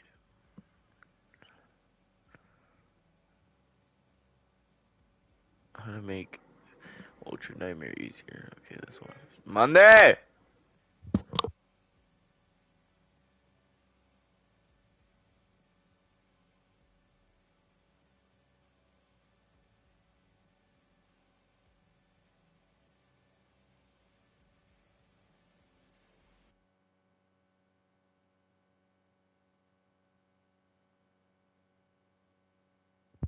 Well, subjectively, I feel like it's probably the best way to play the game. But for those that like to take their time and play on a little bit of a lower setting and not play so much on the edge of their seat, so to speak, it sucks. Especially if you don't know exactly what you're getting yourself into. Now, I do my Ultra Nightmare guides, which are basically full walkthroughs of every level, which, if you guys are waiting for the Blood Swamps guide, coming out very soon. Very proud of figuring out that level to a T. I just gotta redo the Malagog trial, and we're good to go. But those guides are painfully long, and they're more for a specific problem, like if you're stuck on a certain level or on a certain fight, then that would be something you might want to look into. Besides those guides, I still get asked on a day-to-day on how to gain the advantages in fights, how to prepare yourself for Ultra Nightmare, and ultimately, how to just become an overall better player. And that by itself is an incredibly hard question to answer, because everybody's on their own skill level. Everybody learns differently, everybody doesn't react the same. But in this video, I'm going to try my best to help everybody as much as I possibly can in terms of preparing yourself for Ultra Nightmare, some things that I've done to make my runs